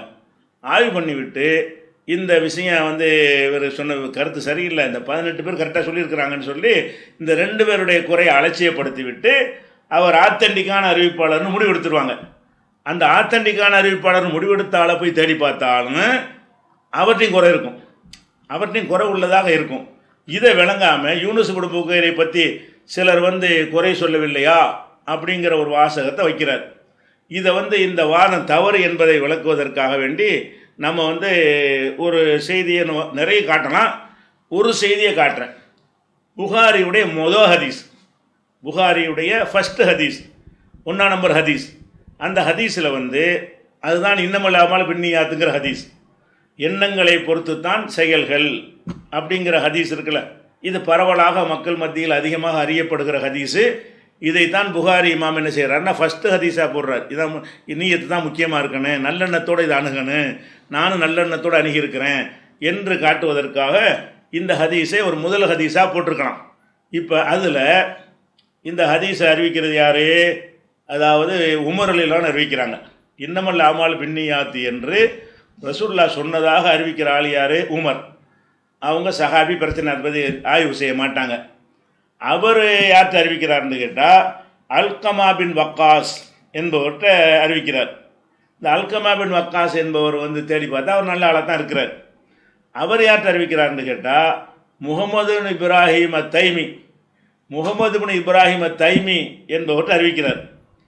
அவர் வந்து யஹ்யா இப்னு சயீதுக்கு அறிவிக்கிறார். அவர் சுஃபியான்ட்டு அறிவிக்கிறார். சுஃபியான் வந்து ஹுமைதிக்கு அறிவிக்கிறார். ஹுமைதி வந்து புகாரிக்கு இப்படி வருது. இதில் முகமது இப்னு இப்ராஹிம் தைமி இருக்கார் இல்லையா, ஒரு அறிவிப்பாளர், இவர் நம்பகமான ஆள் தான். ஆனாலும் இவரை பற்றி அஹமது பின் ஹம்பல் என்ன சொல்கிறாங்கன்னு கேட்டால், அவங்களுடைய மௌசுவத் அக்வாலில் இமாம் அஹமது பின் ஹம்பலுடைய கூற்றுக்களே ஒரு தனி கலைக்கலைஞர் என்சைக்ளோபீடியா இருக்கிறது. அதாவது ஹதீஸுடைய அறிவிப்பாளர்களை பற்றியும் அவர்களிடம் காணப்படுகிற நுணுக்கமான குறைகளை பற்றியும் அஹமது இப்னு ஹம்பல் அவர்கள் சொன்ன கூற்றுக்களின் தொகுப்பு என்று ஒரு மௌசுவா போட்டிருக்கிறாங்க. அதில் வந்து என்ன செய்கிறாங்கன்னு கேட்டால் மற்ற நூல்களும் இருக்கிறது இது. அதாவது அஹமது இப்னு ஹம்பல் என்ன சொல்கிறாருன்னு கேட்டால் காலஃபி ஹதீஸி செய்யும், இந்த புகாரில் இடம்பெற்றிருக்கார்ல முகமது பின் இப்ராஹிம், அவர் ஹதீஸில் வந்து ஒரு செய்யுன், அது கொஞ்சம் பிரச்சனை இருக்கிறது, ஒரு குறைபாடு இருக்கிறது. என்ன குறைபாடு? எருவி அஹாதீஸ மனாக்கீர, முன்கரான பல ஹதீஸுகளை அறிவித்திருக்கிறார் இவர். முன்கர் என்று சொன்னால் நம்பகமான அறிவிப்பாளர்கள் அறிவிக்கிறதுக்கு மாற்றமாக அறிவிக்கிற ஹதீஸை முன்கரும்பாங்க. அப்போ இந்த ஆள் என்ன செய்வார்னு கேட்டால் முன்கரான ஹதீஸில் அறிவிப்பார். இவர் அறிவிக்கிறது வந்து இவரை விட நம்பகமானவர்கள் அறிவிக்கிறதுக்கு மாற்றமாக இருக்கும். ஒன்று இல்லை ரெண்டு இல்லை நிறையங்கிறார். எருவி அஹாதீஸ மனாக்கீர, முன்கரான ஹதீஸுகளை அறிவித்திருக்கிறார் அப்படின்னு வைத்துக்கொண்டு இந்த இப்ராஹிம் முகமது பின் இப்ராஹிம் தைமி பலவீனமான ஆள், அதனால் இந்த புகாரில் வரக்கூடிய முதல் ஹதீஸ் பலவீனம் அப்படின்னு யாராவது சொன்னாங்களா? அல்லது இவரை சொல்லுவாரா முஜாஹிது? அது எந்த ஹதீஸ்களை அறிஞராக சொன்னாரா? புகாரி தான் அவருடைய அளவுகளில் ஃபில்டர் பண்ணாமல் அதை போட்டிருக்கிறாரு. அப்போ என்ன செய்வாங்கன்னு கேட்டால் இது அஹமது பின் ஹம்பல் சொன்னது இப்படி தான் சொன்னது உண்மைதான், ஆனால் அவருடைய மதிப்பீடு தவறு, இவர் அப்படி அறிவிக்கவில்லை என்று தேடி பார்த்துவிட்டு இவர் அறிவித்ததெல்லாம் கரெக்டாக தான், முன்கரெலாம் அறிவிக்க கிடையாது என்று பல அறிஞர்கள் சொன்னதெல்லாம் தொகுத்து பார்த்து இவர் அஹமது பின் ஹம்பல் இவரை பற்றி சொன்ன விமர்சனத்தை, அஹமது பின் ஹம்பல் வந்து ரொம்ப நுணுகி பார்க்கக்கூடியவர் தான், ஆனாலும் இந்த விமர்சனத்தில் வந்து அவர் சொன்னதை விட மற்றவர்கள் சொன்னது சரியாக இருக்குது என்று எடுத்து அந்த புகாரியுடைய அந்த ஹதீஸை அவர் பதிவு செஞ்சிருக்கிறாரு. நம்ம எல்லாருமே அதை சரியான ஹதீஸ் என்று ஏற்றுக்கொண்டிருக்கிறோம். இதில் யாருமே இந்த ஹதீஸை குறை சொல்லவில்லை. இந்த ஒரு ஆளை ஒரு இமாம் குறை சொல்லி இருந்தாலும் அதுவும் கடுமையான குறை, ஹதீஸுகளை நிராகரிக்கிறதுக்கு உள்ள ஒரு குறையை சொல்கிறார். ஆனாலும் அந்த குறை வந்து இவருக்கு சரியாக அலசாமல் செஞ்ச குறை என்று ஃபில்டர் பண்ணி என்ன செய்கிறாங்க, இந்த ஹதீஸை ஏற்றுக்கிட்டாங்க. அப்போ இந்த நீங்கள் சொல்ல யூனுஸ் இப்னு புகைரை பற்றி ஏதோ ஒரு குறை இருக்குன்னு வச்சுக்கிறோம். அது அவர் சொன்னது வந்து ஹதீஸில் இவர்கிட்ட குறை இல்லைன்னு சொன்னது ரெண்டுக்கும் சேர்த்து தான். ஒரு பேச்சுக்கு அப்படி ஒரு குறை இருக்குன்னு சொன்னார்னு வச்சுக்கிறோம். அவர் ஒருத்தர் சொன்னதை வச்சுக்கிட்டு லைஃப் பண்ணுருவீங்களா? அப்போ இந்த அஹமது ஹம்பல் பெரிய ஆளாக இருக்கிறாரு, அவர் சொன்னதை வச்சு இந்த ஹதீஸ் லைஃப் பண்ணுருவீங்களா? ஒரு குறை இருக்கும். 75% ஹதீஸுக்கு நான் எடுத்து காட்டுவேன். 75% ஹதீஸ் எடுத்து போட்டிங்க. இந்த ஹதீஸு ஆத்தண்டிக்கான ஹதீஸ் என்று எது ஏற்றுக்கொள்ளப்பட்டிருக்கிறதோ அந்த மாதிரி ஹதீஸுகளில் ஒரு 75% ஹதீஸ்களை எடுத்து போட்டிங்கன்னா அதில் ஒருத்தர் இருப்பார் பலவீனமானவர் என்று விமர்சிக்கப்பட்டவர். ஆனால் அது விமர்சனம் தப்பாக இருக்கும், விமர்சித்தவர் பெரிய ஒரு ஆளாக இருப்பார். அப்படி இருந்தாலும் அப்படிப்பட்ட விமர்சனத்தை தூக்கி வைத்துவிட்டு இவரை பற்றி மற்றவர்கள்லாம் என எடை போட்டிருக்காங்கன்னு பார்த்து அவர் நம்பகமானவர் என்று முடிவு செய்து தான் அறிவித்திருக்கிறார்கள். அவர் என்ன நூலாக வைத்திருக்கிறார்னு கேட்டால், இந்த இப்னு இத்ரீஸ் என்பவர் வந்து இந்த ஹதீஸை தத்லீஸ் அறிவிக்கிறவர். யூனுஸ் இப்னு புகைர் வந்து தத்லீஸ் இல்லாமல் எனக்கு அறிவித்தார், எனக்கு வந்து சொன்னார் அப்படிங்கிற வாசகத்தை முகமது பின் இஸ்ஹாக் சொன்னதாக அறிவிக்கிறவர் யூனுஸ் இப்னு புகைர். அப்போ இப்னு இத்ரீஸ் என்பவர் அப்படி இல்லாமல் எனக்குன்னு இல்லாமல் அறிவித்தார் அப்படின்னு சொல்கிறாரு முகமது நிசா. இது 2 பேர் வருது. இப்போ அஹப்பு இலைக்கு இவர் எனக்கு ரொம்ப விருப்பமானவர் யாருன்னு கேட்கும் பொழுது இப்னு இத்ரீஸ் தான் விருப்பமானவர்னு அபூ துரா சொன்னார் அப்படிங்கிற வாதத்தை வைத்து இதை அதுதான் சரின்னு வாதிடுறார். அதாவது அறிவிப்பாளர்கள் எடுத்துக்கிட்டிங்கன்னா இந்த மாதிரி யார் உங்களுக்கு ரொம்ப விருப்பமானவர் என்கிற கேள்வி அறிஞர்கள்ட்ட பல அறிவிப்பாளர்களை பற்றி கேட்கப்பட்டிருக்கிறது. அது எந்த மாதிரி அறிவிப்பாளர்கள் கேட்பாங்கன்னு கேட்டால் ரொம்ப தள்ளப்பட வேண்டியவங்க மோசமான ஆட்களை பற்றி கேட்க மாட்டாங்க, அரிதாக கேட்டிருக்கிறாங்க. பெரும்பாலும் எது கேட்பாங்கன்னு கேட்டால் 2 ஆள் இருக்கிறாங்க, இந்த 2ல் உங்களுக்கு யார் விருப்பமானவர் அப்படின்னு கேட்டால் ஒருவரை சொல்லுவாங்க. ஒருவரை சொன்னதுனால மற்றவர் பலவீனம்னு வருமானம் வராது. இப்னு இத்ரீஸ் எனக்கு ரொம்ப பிடிக்கும் அப்படின்னு சொன்னால் உலகத்தில் உள்ள யாரையுமே பிடிக்காதுன்னு அர்த்தம்? பிடிக்கும், ஆனால் இவர் கொஞ்சம் அதிகமாக பிடிக்கும் அப்படின்னு சொல்கிறது இருக்குல்ல, அந்த வாசகத்தை ஒரு விமர்சனமாக வைக்கிறார். இது மாதிரி யாரும் வச்சது கிடையாது. யார் ரொம்ப விருப்பமானவர்னு கேட்கும் பொழுது ஒருவரை சொல்லுவாங்க. இப்போ ஹதீஸில் கூட இதே வாசகத்தை ரசூல் ஸல்லல்லாஹு அலைஹி வஸல்லம் வந்து கேட்குறாங்க. என்ன கேட்குறாங்கன்னு கேட்டால் ஐயுன் நாசி அஹப்பு இலைக்க, உங்களுக்கு ரொம்ப பிடித்தமான ஒரு மனிதர் யாருன்னு கேட்டவுடனே அப்போ ஆயிஷான் ரசூலுல்லாஹ் சொல்லுவாங்க. அதாவது அந்த பழைய காலத்தில் எல்லாம் ஹதீஜா ரொம்ப பிடிக்கும். இதை கேட்குற நேரத்தில் ஹதீஜா நாயகெல்லாம் இல்லை. அப்போ கேட்குறாங்க உங்களுக்கு ரொம்ப பிடித்தவர் யார் மனிதர்களில், தனிப்பட்ட முறையில் ஒரு மனிதன் என்கிற முறையில், அதாவது தலைவர் அல்லாஹ்வின் தூதர் என்கிற முறையில் அவங்க அபூபக்கர் ரொம்ப பிடிக்கும், அந்த விஷயம் அல்ல. மனிதர்களில் உங்களுக்கு ரொம்ப பிடித்தவர் யாருன்னு கேட்கும் பொழுது இதே அஹப்பு இலைக்க தான் இந்த ஹதீஸில் சொல்கிற அந்த வாசகம் தான். அப்போ கேட்கும் பொழுது ஆயிஷான்னு சொல்கிறாங்க. மினர் ரிஜாலி, ஆண்களில் ரொம்ப யாரை பிடிக்கும் கேட்கும் பொழுது அபூஹா, அவருடைய தந்தையை பிடிக்கும், அபூபக்கரை பிடிக்கும். சும்மமன், அப்புறம் யார் உங்களுக்கு பிடிக்கும்? அப்புறம் சும்மா உமர்னு சொல்கிறாங்க. பிறகு சிலரை இப்படியே பட்டியல் போடுறாங்க. இப்போ இதுலேருந்து என்ன விளங்கணும்னு கேட்டால் இதில் சொன்ன ஆளுக்களை தவிர பாக்கி எல்லாரும் கேடுகட்டவன்னு அர்த்தமா, மோசமானவன்னு அர்த்தமா, வெறுக்கத்தவங்கன்னு அர்த்தமா? இல்லை, ரொம்ப பிடிக்கிறது. அப்போ ரொம்ப பிடிக்கிறது என்கிற வார்த்தையை ஒருவரை பற்றி சொல்லி இருந்தால் மற்ற எல்லா அறிவிப்பாளர்களும் பிடிக்காதவர்கள்னு அர்த்தம் கிடையாது, அவங்களும் பிடிக்க போய் தான். இன்னும் சொல்ல போனால் அஹப்பு என்பது வந்து ஒரு சூப்பர்லேட்டிவ் டிகிரி, அதாவது ரொம்பன்ற அர்த்தத்துக்காக வேண்டி, இவரை விட அவரை விட இவருன்ற அர்த்தத்துக்கு. அதில் என்ன விளங்கும்னு கேட்டால் இவர் ரொம்ப சாப்பிடுவார்னா மற்றவங்க சாப்பிட மாட்டாங்கன்னு வராது, அதை விட கம்மியாக சாப்பிடுவான்னு அர்த்தம். ரொம்ப அறிவாளின்னா மற்றவங்க முட்டாள்னு அர்த்தம். ஒரு 4 பேர் இருக்கிறாங்க, இந்த 4ல் இவர் ரொம்ப அறிவாளி அப்படின்னு சொன்னால் என்ன அர்த்தம்? மற்றவங்களும் அறிவாளின்னு அர்த்தம், இவரை விட கொஞ்சம் குறைவுன்னு அர்த்தம். ரொம்பங்கிற வார்த்தையை இல்லாமல் இந்த 4 பேரில் இவர் அறிவாளின்னா இவர் முட்டாள்னு வந்துடும். அப்போ இவர் என்ன விமர்சனம் வைக்கிறாங்கன்னா யூனுஸ் இப்னு புக்கைர் என்பவர் வந்து தத்லீஸ் இல்லாமல் அறிவிக்கிறார். இதை குறைபடுத்துறதுக்கு தத்லீஸோடு அறிவிக்கிறார அந்த அறிவிப்பாளர் வந்து அபூ துராவுக்கு ரொம்ப பிடிக்கும், ரொம்ப பிடித்திருக்கிறது. ரொம்ப பிடிச்சா என்ன அர்த்தம்? அதுதான் சரின்னு அர்த்தமா? அப்படி அர்த்தம் வராது.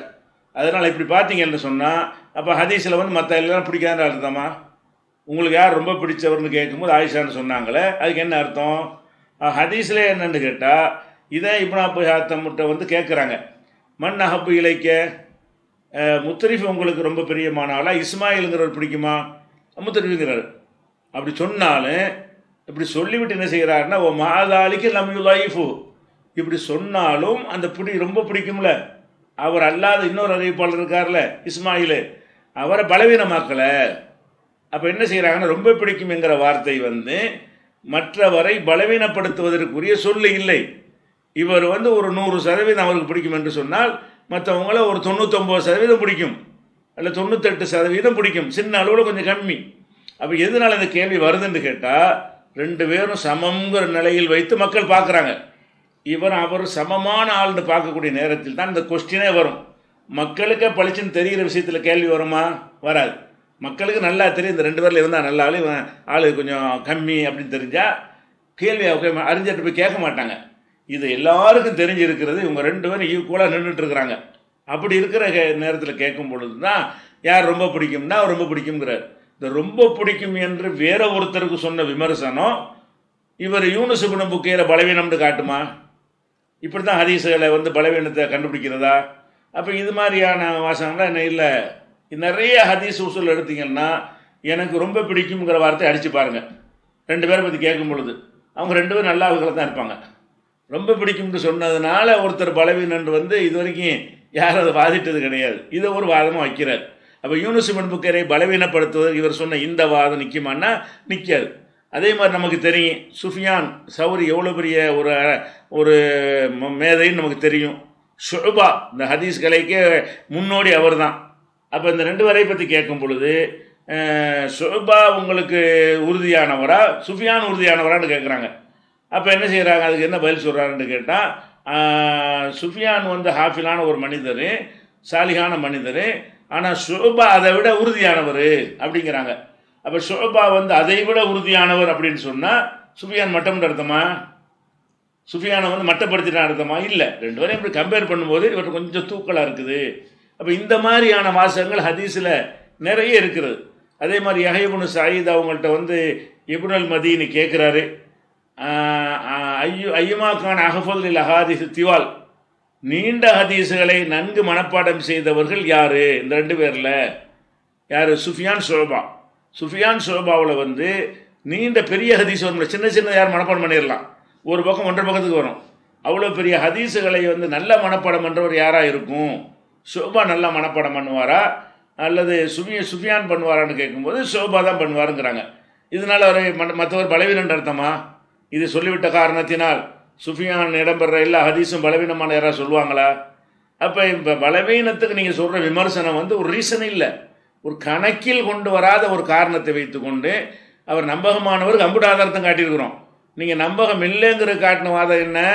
ரொம்ப பிடிக்கும்னு இவரை பற்றி தானே சொன்னாங்க, அது ஒரு காரணம் காட்டிங்க. இது வந்து ஹதீஸ் கலையில் வந்து இது நிற்கவே நிற்காது, உலகத்துலேயும் நிற்காது, ஹதீஸ்லேயும் நிற்காது. இந்த வார்த்தையை சொன்னீங்கன்னு சொன்னால் ரொம்ப பிடிக்கும்ங்கிற வார்த்தையை வைத்து கொண்டு மற்றவங்கெல்லாம் வந்து பிடிக்காதவர்கள் அர்த்தம் செய்கிறது வந்து எங்கேயுமே இல்லாத ஒரு விஷயம். இது ஒரு உங்கள் வாதம் வந்து பலவீனத்துக்கு நீங்கள் சொன்ன காரணம் எடுபடாது. அப்போ அடுத்து என்ன இன்னொரு காரணம்? இப்னு ஹஜர் அவர்கள் இவரை பற்றி சதூக்குன் யுஹ்திஉ அப்படின்னு சொல்லிட்டாராம்.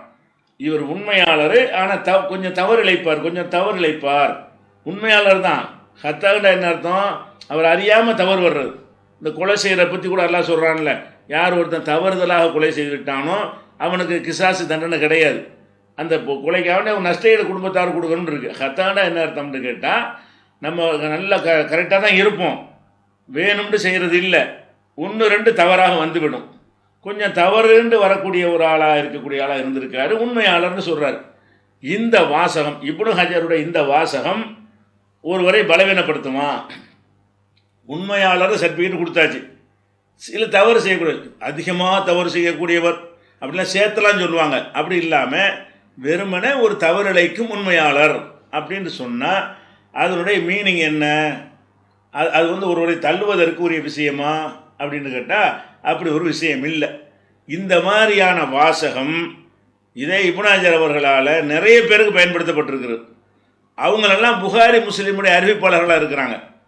புகாரி முஸ்லீமுடைய அறிவிப்பு யாரை பற்றி இந்த வாசகத்தை பயன்படுத்துகிறாரோ, அதாவது உண்மையாளர் தவறுலைக்கு உண்மையாளர் சதூக்குன் யுஹ்திஉ என்கிற வார்த்தையை யாருக்கு பயன்படுத்துகிறாரோ அவரெல்லாம் பலவீனமானவர் என்கிற அர்த்தத்துக்கு அவர் பயன்படுத்துகிறாரா இப்னு ஹஜர்? ஏற்கத்தக்கவங்க என்பதற்கு பயன்படுத்துகிறாரா? அதை முதல்ல பார்க்கணும். உதாரணமாக சொல்வதாக இருந்தால் மிஸ்கீன் பின் புக்கைர் என்பவரை பற்றி பேசும் பொழுது அவரை பற்றி சொல்கிறாரு சதூக்குன் யுஹ்திஉங்கிறார். அவர் உண்மையாளர் தான், தவறு செய்யக்கூடியவர் என்கிற வாசகம் பயன்படுத்தப்படுது. அப்போ இவர் என்னடான்னு பார்த்தீங்கன்னா இவர் உண்மையில் எல்லாருமே நம்பகமானவர் சொல்லியிருக்கிறாங்க. இவர் அப்படி சொல்லிட்டாரு, ஆனால் இவர் ரொம்ப நம்பகமானவராக இருந்திருக்கிறாரு, முஸ்லீமுடைய அறிவிப்பாளராக இருக்கிறார். முஸ்லீமில் வந்து அந்த ஹதீஸ் வந்து அந்த 8 நபர்கள் உக்குழுங்கிற கூட்டத்தில் வந்து வருவாங்கள்ல, அந்த ஹதீஸை அறிவிக்கும் பொழுது அதில் வரக்கூடிய ஆள் என்ன? ஹத்தசனா மிஸ்கீனுன் ஒஹுவ இப்னு புக்கைர். இப்னு புக்கைர் என்ற மிஸ்கீன் அறிவித்தார்னு வருது. எந்த மிஸ்கீனை? சதூக்குன் யுஹ்திஉ, அதாவது தவறிழைக்கும் உண்மையாளர் என்று சொன்னாரோ அந்த ஆள் அறிவிக்கிற ஒரு ஹதீஸ் முஸ்லீமில் வந்திருக்கிறது. இது எல்லாருமே சரியான ஹதீஸ்ன்னு சொல்லக்கூடிய ஒரு ஹதீஸ். அதே மாதிரி வந்து ஹசான் பின் அப்துல்லா இப்னு சஹல் அல் வாசித்தி அல் மிஸ்ரி என்கிற ஒரு ஆள், இவரை பற்றி என்ன செய்கிறாருன்னு கேட்டால் இப்னு ஹஜர் வந்து சதுவுக்கும் யுக்தியுங்கிறார். இதே வாசகம் தான். அதாவது தவறிழைக்கிற ஒரு உண்மையாளர் உண்மை தான் சொல்லுவார், ஒரு தவறுதலாக அவற்றை சிலது வந்துடும் அப்படிங்கிறார். இந்த இவருடைய ஹதீஸை வந்து இவர் வந்து யாருன்னு கேட்டால் புகாரி இமாமுடைய நேரடி ஆசிரியர். இவர் யார்? ஹஸ்ஸான் இப்னு அப்துல்லா என்பவர் வந்து நேரடியான ஆசிரியர். அவரை பற்றி தான் இப்னு ஹஜர் சொல்கிறாரு சதுவுக்கு யுக்தியுங்கிறார். ஆனால் புகாரி இமாம் வந்து அவர் சொன்ன ஹதீஸை வந்து தன்னுடைய நூலில் பதிவு செஞ்சுருக்கிறார். அதாவது 1111 அந்த ஹதீஸில் பதிவு செய்கிறாரு. ஹத்தசனா ஹஸ்ஸான் அல் வாசித்தி, ஹஸ்ஸானுல் வாசித்தி எங்களுக்கு அறிவித்தார். ஹஸ்ஸானுல் வாசித்தினா இவர் தான். யார்? ஹஸ்ஸான் இபின் அப்துல்லா இபின் சுஹைல் அல் வாசித்தி. இப்போ யாரை பற்றி சதுவுக்கும் யுக்தி என்று இப்னு ஹஜர் சொல்லுகிறாரோ அதே ஆள் அறிவித்த ஹதீஸு புகாரில் வருது. அப்போ இந்த தவறிழைக்கும் மெய்யானவர் என்கிற வாசகம் ஒருவரை பலவீனர் என்பதற்கு சொல்லப்படுவதில்லை. உயர்ந்த தரத்தில் வைத்து பார்க்கப்படாத, ரொம்ப உயர்வா பெரிய அறிஞர் மேதை அப்படி வைத்து பார்க்கப்படாத நல்லவங்கன்னு அர்த்தமே தவிர இந்த வாசகத்தை யூஸ் பண்ணிட்டாலேயே அவர் பலவீனமாகி விடுவார் என்கிற அர்த்தமான அப்படி கிடையாது. அப்போ இந்த கிடையாதுங்கிறதுக்கு என்ன ஆதாரம்? அந்த மாதிரி ஆளுக்கு அறிவிக்கிற ஹதீஸுகள் வந்து புகாரி முஸ்லிம்லாம் வந்திருக்கிறது. எல்லாருமே அந்த சரியான ஹதீஸ்னு சொல்லியிருக்கிறார்கள். அதே மாதிரி வந்து ஹாரிஸ் இப்னு ஹசீரான்னு ஒருத்தர் இருக்கிறார். இவர் அறிவிக்கிற ஒரு ஹதீஸ் இப்னு மசூத் சொல்லக்கூடிய ஒரு செய்தி, நீங்கள் எல்லாம் வந்து அறிஞர்கள் அதிகமாக இருக்கிற காலத்தில் வாழ்கிறீங்க, இன்னொரு காலத்தில் இப்படி வரும்போது ஒரு அறிவிப்பு மாதிரி செய்வார். இந்த ஹதீஸை வந்து அறிவிக்கிறதுல ஹாரிஸுங்கிறவர் வர்றார். இந்த ஹாரிஸை பற்றி அவர் இப்னு ஹஜர் என்ன சொல்வார்னு கேட்டால் சதுவுக்கும் யுக்தியும்னு சொல்லியிருக்காரு. இவருக்கு சொன்ன வாசகத்தையே, எதுக்கு? யூனுஸுக்கு சொன்ன அந்த வாசகத்தை அவருக்கு சொல்லியிருக்கிறார். அதே இப்னு ஹஜர் இதே ஹதீஸை ஃபத்துஹுல் பாரில் போடும்போது என்ன செய்கிறாருன்னு கேட்டால் அதில் சொல்லியிருக்கிறார் ஓ சனதுஹு சஹீஹுன்.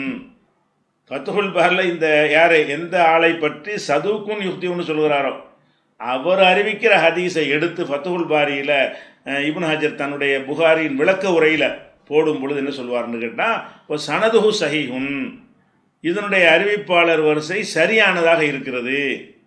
அப்போ சரியானதாக இருக்குன்னா என்ன அர்த்தம்? இந்த சதுவுக்கும் யுக்திங்கிற வாசகம் ஒரு ஹதீஸை பலவீனப்படுத்தாதுன்னு அர்த்தம். யார் சொன்னாரோ அவரை பலவீனப்படுத்தலை, யார் இதை சொன்னாரோ அவரை என்ன செய்யலை, பலவீனப்படுத்தலை என்பதை பார்க்குறோம். அதே மாதிரி கசீர் பின் ஷின்லீர் என்கிற ஒரு ஆளை பற்றி சொல்கிறாரு புகாரி. இவர் இப்னு ஹஜர் சொல்லுகிறாரு சதுவுக்கும் யுக்திங்கிறார். அதை தான் யூனுஸ் இப்னு புகைருக்கு சொன்னதை வச்சு நீங்கள் பலவீனம்னு காட்ட பார்க்குறீங்க. அது பலவீனம்னு காட்டுவதற்குரிய வாசகமாக இது இல்லை. இந்த கசீர் பின் நான் 1-2 தான் எடுத்து காட்டுறேன், நிறைய பேருக்கு சொல்லியிருக்கிறாங்க. கசீர் பின் ஷின்லீர் என்பவர் அறிவிக்கிற ஒரு ஹதீஸ் வந்து புகாரியில் 1217வது ஹதீஸில் வருகிறது. அதை நீங்கள் பலவீனம்னு சொல்லுவீங்களா? யாராவது சொல்லியிருக்கிறாங்களா? அதில் கசீர் பின் ஷின்லீர் தான் வர்றாரு.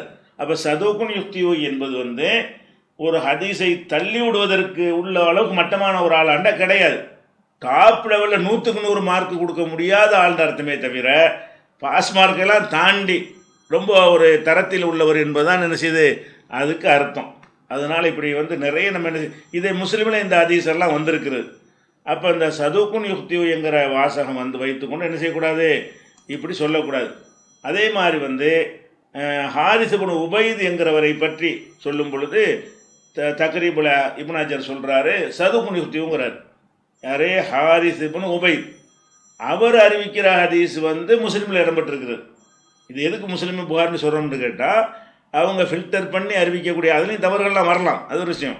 அவங்க ஃபில்டர் பண்ணி அறிவிக்கக்கூடிய அந்த ஆளுக்க கூட இந்த சதுவுக்கும் யுக்திங்கிற ஒரு தரத்தில் உள்ளவர். இவர் வந்து பின்னாடி தான் இப்னு ஹஜர் சொல்கிறார், புகாரி காலத்தில் உள்ளவர் இல்லை. இவர் எதை கணிக்கிறார் அந்த ஆளை பற்றி அவங்க என்ன கணிச்சிருக்கிறாங்க, முன்னரைய ஆத்தண்டிக்காக எடுத்துக்கொள்ளலாம் அவங்கள அப்படின்னு கணிச்சிருக்கிறாங்க. அப்போ யூனுஸ் இப்னு புகைரை பலவீனமாக்குறதுக்கு இவர் சொன்ன காரணம் வந்து இதுவும் பொருந்தாது. அதாவது எனக்கு ரொம்ப விருப்பமானவர்ங்கிறார்ல, அதுவும் பொருந்தாது. அதே மாதிரி வந்து தவறு செய்யக்கூடியவர் ஆனால் உண்மையாளர் அப்படின்னு சொல்கிற வாசகம் என்ன செய்யாது, பொருந்தாது. அப்போ இந்த 2 காரணம் அடிபட்டு போச்சா. இவரை பலவீனமாக்குறதுக்கு இவர் பொய்யர், பித்தலாட்டக்காரர், நினைவாற்றல் இல்லாத குழப்பவாதி, அப்படியே தான் காரணம் சொல்லணும். இவரை பலவீனமாக்க என்ன செய்கிறாருன்னு கேட்டால் என்ன சொல்கிறாரு, வேற ஒரு ஆளை அவர் பிடிக்கும்னு சொல்லிட்டாராம். வேற ஒரு ஆளை பிடிக்கும்னு சொன்னாலும் இவர் பலவீனம் அப்படிங்கிறாரு. இது ஒரு வாதமே இல்லை. அடுத்து என்னன்னு கேட்டால், இவரை பற்றி சதுக்குன் யுக்திவு, கொஞ்சம் தவறுதலாக சொல்லக்கூடிய உண்மையாளர் அப்படின்னு வாசகத்தை வைத்துக்கொண்டு பலவீனமாக்குறார். அப்படி பலவீனமாக்கினா அது மாதிரி வந்து எல்லாரையும் பலவீனம் சொல்லுவீங்களா? சதுக்குன் யுக்திவு நான் எடுத்துறோம் லிஸ்ட்டு, அவ்வளோ பேரும் பலவீனம். இப்போ நான் இப்போ எடுத்த லிஸ்ட்டில் உள்ள ஆளை பலவீனம்னு சொல்லுவீங்களா? யாராவது சொல்லியிருக்கிறாங்களா? அப்போ இப்னு ஹஜருடைய அந்த அன்னு சொல்ல போனால், இப்னு ஹஜர் இந்த சதுக்குன் யுக்திங்கிற வார்த்தையை வந்து அவரே ஒரு தெளிவற்ற நிலையில் தான் பயன்படுத்துகிறார். இந்த மாதிரி ஆட்களும் பயன்படுத்தியிருக்கிறாரு. ஒன்றுக்கும் உதவாத ஆட்களும் சதுக்குன் யுக்தியும்பார். ஆனால் அதை வச்சு நம்பகமானு சொல்ல முடியாது. இவர் சதுக்குன் யுக்தியை போட்டாரையானால் அதுக்கு பெரிய முக்கியத்துவம் கொடுக்கக்கூடாது. இப்னு ஹஜர் வந்து ஒரு யூனிஃபார்ம் ஒரு விஷயத்தை வார்த்தையை பயன்படுத்தினால் பெரும்பாலும் அந்த யூனிஃபார்மாக அந்த யூஸ் பண்ணுவார். இந்த சதுக்குன் யுக்திங்கிற வார்த்தையை ஒன்றுக்கும் உதவாத ஆட்களுக்கு பயன்படுத்தியிருக்கிறாரு, உதவக்கூடிய ஆட்களும் பயன்படுத்தியிருக்கிறாருன்னு கேட்டால், இந்த வார்த்தை பிரயோகத்தை பொறுத்த வரைக்கும் அவருக்கு ஒரு தெளிவற்ற ஒரு நிலை தான் இருந்திருக்கிறது இப்னு ஹஜருக்கு. இதை வச்சு நீங்கள் சொல்லக்கூடாது. அதனால யூனுஸ் இப்னு பக்கீர்ட்ட குறை வேற என்ன சொல்லுங்கள், என்ன குறைய கண்டீங்க, எதனால பலவீனங்கிறீங்க? அவர் தானே தத்லீஸ் எல்லாம் அறிவிச்சிருக்கிறாரு. அப்போ அவர்கிட்ட என்ன குறை? ஒரு குறையும் இல்லை. அடுத்து என்னன்னு கேட்டால், இன்னும் ஒரு 2 காரணம் சொல்கிறாரா. மூணாவது என்ன சொல்கிறாருன்னு கேட்டால், நீங்கள் ஐஎஸ்ஐயின் துன்கிரு அலைகி அபு சுராட்ட வந்து கேட்குறாங்க. என்ன கேட்குறாங்க? நீங்கள் யூனுஸ் இப்னு பக்கீர்ட்ட என்ன விஷயத்தை நீங்கள் வந்து மறுக்கிறீங்க, வெறுக்கத்தக்கதாக பார்க்குறீங்க அப்படின்னு கேட்கப்படுது. அப்போ அவர் சொல்லுகிறாரு, அம்மா ஃபில் ஹதீஸி ஃபல் ஆலமுஹு, ஹதீஸ் சம்பந்தமாக அப்படிங்கிறது அறியவில்லை, ஹதீஸில் அவர் வந்து பிழை வைக்கக்கூடிய ஆள் இல்லை அப்படின்னு அவர் சொல்கிறார். இதை வைத்து அவர் நம்பகமானவர் என்பதற்கு நான் ஆதாரமாக வச்சுருந்தேன். இதை என்ன செய்கிறாரு முஜாஹித் வந்து, இது பலவீனம் என்பதற்கு தான் ஆதாரம். ஏன்? ஹதீஸில் குறை இல்லைன்னா என்ன அர்த்தம் தெரியுமா? அதாவது அந்த ஹதீஸ் மத்தன் இருக்குல்ல, ஒரு ஹதீஸ் என்றால் அதில் வந்து 2 விஷயம் இருக்கும். ஒன்று ஹதீஸுடைய அந்த கண்டென்ட், வாசகம், அந்த வாசகமும் ஹதீஸு தான். அந்த வாசகத்தை வந்து புகாரி இமாம் பதிவு பண்ணும்போது யார் யார் வழியாக வருதுன்னு ஒரு லிஸ்ட்டு போடுவார்ல, அதுவும் ஹதீஸு தான். அதுக்கு வந்து ஹதீஸின் சனது என்று சொல்வார்கள். இதுக்கு வந்து ஹதீஸின் மத்தன்னா கண்டென்ட்டு அப்படின்னு சொல்லுவார்கள். அப்போ வந்து ஹதீஸில் வந்து குறை சொல்ல மாட்டார்னு சொன்னால், ஹதீஸில் 2ஐயும் தானே குறிக்கும். ஹதீஸ் என்பது அந்த செய்தி மட்டும்தான் ஹதீஸா? செய்தி மட்டும் தனியாக சொன்னால் அறிஞர்கள் ஏற்றுக்குருவாங்களா? ஒருத்தர் அறிவிப்பாளரே இல்லை, சும்மா சொல்கிறார் இன்னமுள்ள அமல் பண்ணி ஏற்றுண்டு, இப்போ ஏற்றுக்குருவோம். ஏன்னா அது அறிவிப்பாளர்லாம் பதிவு செய்யப்பட்டு நூலாக ஆக்கப்பட்ட பிறகு நம்ம வாழ்கிறோம். நூலாக துவக்கப்படுற காலத்துக்கு முன்னாடி எல்லாம் ஹதீஸ்ன்னு சொன்னால் ஏற்றுக்கிற மாட்டாங்க. ரசூல்லா பேரில் நீ சொல்கிற, உனக்கு யார் சொன்னா சொல்லு, நீ ரசூல்லா காலத்தில் இருந்தியா? அப்போ எனக்கு இவர் சொன்னார், அவர் சொன்னாரா? அவர் ரசூல்லா காலத்தில் இருந்தாரா? இல்லை. அப்போ அவர் யார் சொன்னார்? இப்படியே போய் ரசூல்லா வரைக்கும் போகணும். இப்படி வருவதற்கு வந்து என்ன செய்யும், ஒரு 5 பேர் 6 பேர் வரைக்கும் இப்படி தேவைப்படுவார்கள். அப்படி இருக்கக்கூடிய நேரத்தில் இந்த மாதிரியான ஒரு சங்கிலி தொடர் இருக்கும் பாருங்க, அதுக்கும் சேர்ந்து தான் ஹதீஸுங்கிறது. அப்போ வந்து ஹதீஸில் பிழைவிட மாட்டார் என்று சொன்னால் சனதிலையும் பிழைவிட மாட்டார், மத்தன்லையும் பிழைவிட மாட்டார். ஹதீஸ் என்கிற சொல்ல 2ஐயும் தான் குறிக்கும். இப்போ சஹீஹான ஹதீஸ்ன்னு சொல்கிறாங்க. சஹீஹான ஹதீஸ்ன்னு சொல்லும் பொழுது அதுக்கு இலக்கணம் சொல்லும் போது சனதுக்கு தான் சொல்லுவாங்க. அதாவது சஹீஹான ஹதீஸ்னா என்ன? முஸ்தலஹுல் ஹதீஸுடைய எந்த நூலை வேணாலும் எடுத்து பாருங்கள்.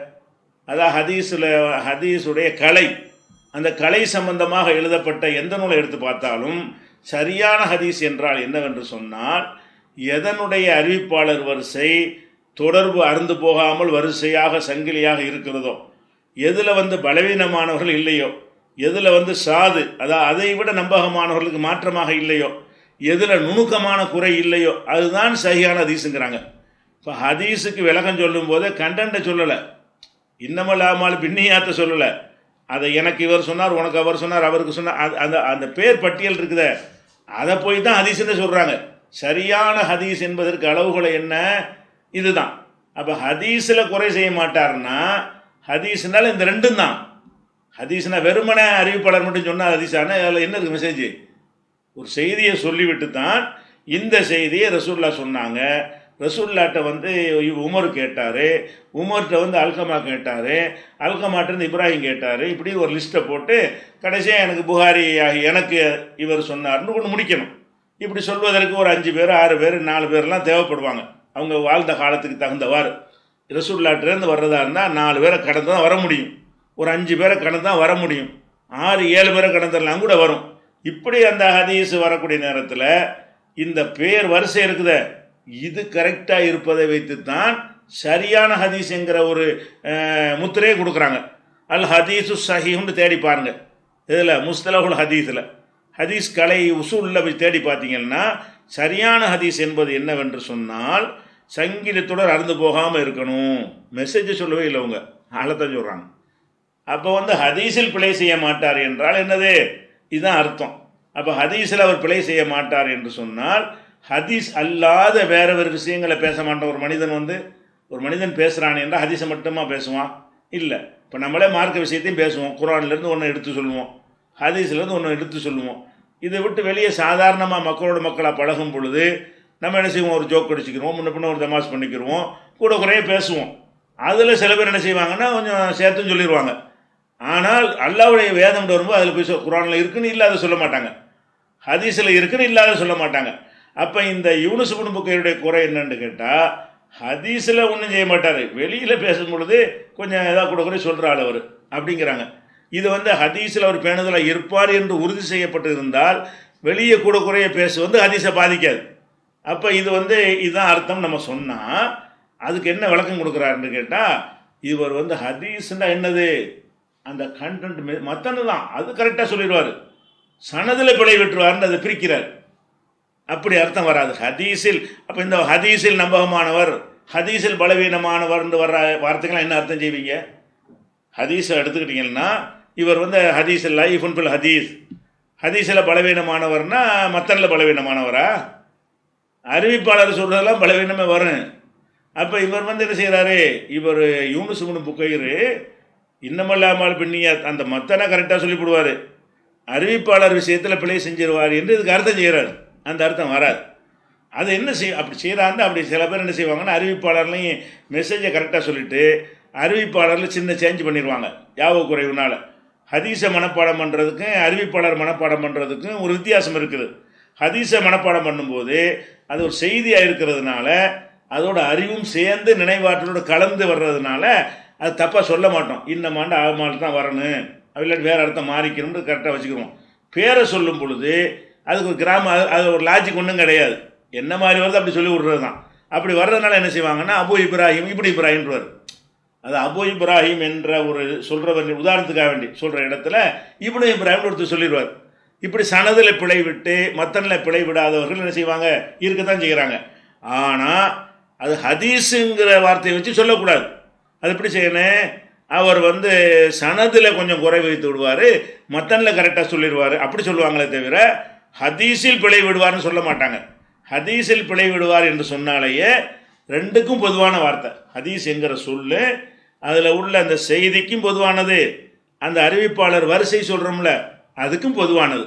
அப்போ அவர் மொட்டையாக ஹதீஸில் குறை இல்லைன்னு சொல்லியிருக்கும் பொழுது இவர் என்ன செய்கிறாரு, இதை வைத்து கொண்டு அந்த கண்டென்ட்டை கரெக்டாக சொல்லிடுவார், அறிவிப்பாளர் வரிசையில் குறை செஞ்சிருவார் அப்படின்னு சொன்னால் அப்படியான ஒரு ஆளை முடிப்புன்னு சிக்கத்துன்னு இருப்பாங்களா? அப்படி செஞ்சால் தான் ஒருத்தர் பலவீனமே. நீங்கள் சொல்கிற அர்த்தமாக இருந்தால் இப்னு மயின் மாதிரியான ஆளுக்கு நான் இவ்வளோ பேர் அவரை நம்பகமானவர்னு சொல்கிறாங்களே, ஒருத்தர் அப்படி சொல்லியிருப்பாங்களே, இப்படி உள்ள ஆளை அறிவிப்பாளர் விட்டு அடிப்பாருன்னா அறிவிப்பாளர் கவனிக்கிறது தான் அவங்களோட முக்கிய வேலையே. ஹதீஸ் கலையில் மற்றனை கூட கவனிக்க மாட்டாங்க. குர்ஆனுக்கு மாற்றமாக இருந்தாலும் சரி தான் ஆள் சரியாக இருந்தால் பதிவு பண்ணி விட்ருவாங்க. அப்போ ஒட்டகம் விபச்சாரம் பண்ண செய்தெல்லாம் புகாரில் வருதுன்னா எதை வச்சு வருது, சொன்னாலும் கரெக்டாக இருக்குது, சொன்ன ஆளுக்கு கரெக்டாக இருந்தால் பதிவு பண்ணி வச்சுருவாங்க. அவங்களுடைய ஹதீஸ் கலை நிபுணர்களுடைய பார்வை பூராவுமே அறிவிப்பாளர் தொடரில் தான் இருக்கும் முக்கியத்துவம். அதனால் ஹதீஸ் கலையில் ஹதீஸ் சஹீஹ் என்ற இலக்கணம் வகுக்கும் பொழுது அந்த மெசேஜை பார்க்கவே இல்லை. அவங்க சரியான ஹதீஸ் என்று சொல்வதாக இருந்தால் இந்த மாதிரி வரிசை அமைந்திருக்கணும் என்று அவங்க ஒரு விதியை வகுத்திருக்கிறாங்க. அப்போ இவர் என்னது இப்படி கடந்து போக பார்க்குறாருன்னு கேட்டால், ஹதீஸில் அவற்றை குறையில்லைன்னா என்ன அர்த்தம், கண்டென்ட்டை கரெக்டாக சொல்லிடுவார், அறிவிப்பாளர் விட்டு அடிப்பார்னு அர்த்தமா? அப்படி அர்த்தம் வராது. சோபாவும் அப்படி தான், சோபாவை கூட அப்படி சொல்லுவார், சோபா கூட சொல்லியிருக்காங்களா? ஷோபா என்ன செய்வார்னு கேட்டால் சனதில் பிழை விடுவார்னு தான் சொல்லியிருக்கிறாங்க. சனதுன்னு பிரித்து, சனதுன்றது அறிவிப்பாளர் வரிசை. அறிவிப்பாளர் வரிசையில் என்ன செய்வார்னு கேட்டால் அவர் பெரிய ஒரு மேதை ஷோபா. எந்த அளவுக்கு மேதை, அந்த ஹதீஸ் கலைக்கு அவர் தான் முன்னோடி. அப்படியான ஒரு ஆள், அவர் முதன்மையானவர் அவர் தான். அப்படியான ஒரு ஷோபாவாக இருந்தால் கூட அவர் என்ன செய்வார்னு கேட்டால் அந்த அஸ்மா உர் ரிஜால் எப்படி வாசகம் வருதுன்னு பாருங்கள். யுஹுத்யூ பி அஸ்மா இர் ரிஜால் கலீலன். அஸ்மா உர் ரிஜால்னா அறிவிப்பாளர்களின் பெயரை சொல்லும் பொழுது சின்ன அளவில் ஒரு பிழை விட்டுருவார். ஆளுக்கு மற்றெல்லாம் கரெக்டாக ஹதீஸை கரெக்டாக மனப்பாடம் பண்ணிக்கிறாரு. மனப்பாடம் பண்ணிட்டு சொல்கிற ஆட்களை சொல்லும்போது என்ன செய்வார், யூசுப்னு இப்ராஹிம்னா இப்ராஹிம்னு யூசுப்ன்றார். உதாரணமாக இப்ராஹிம் மகன் யூசுப் என்று சொல்வதற்கு பதிலாக யூசுஃபின் மகன் இப்ராஹிம்னு மாற்றி சொல்லிவிடுவார். சின்ன பிழை விட்டுருவார். இப்படி சிலது செஞ்சுருக்கிறாரு. எல்லாத்தையும் பிழை இல்லை, அறிவிச்சு அம்புட்டு ஹதீஸ்லையும் இல்லை.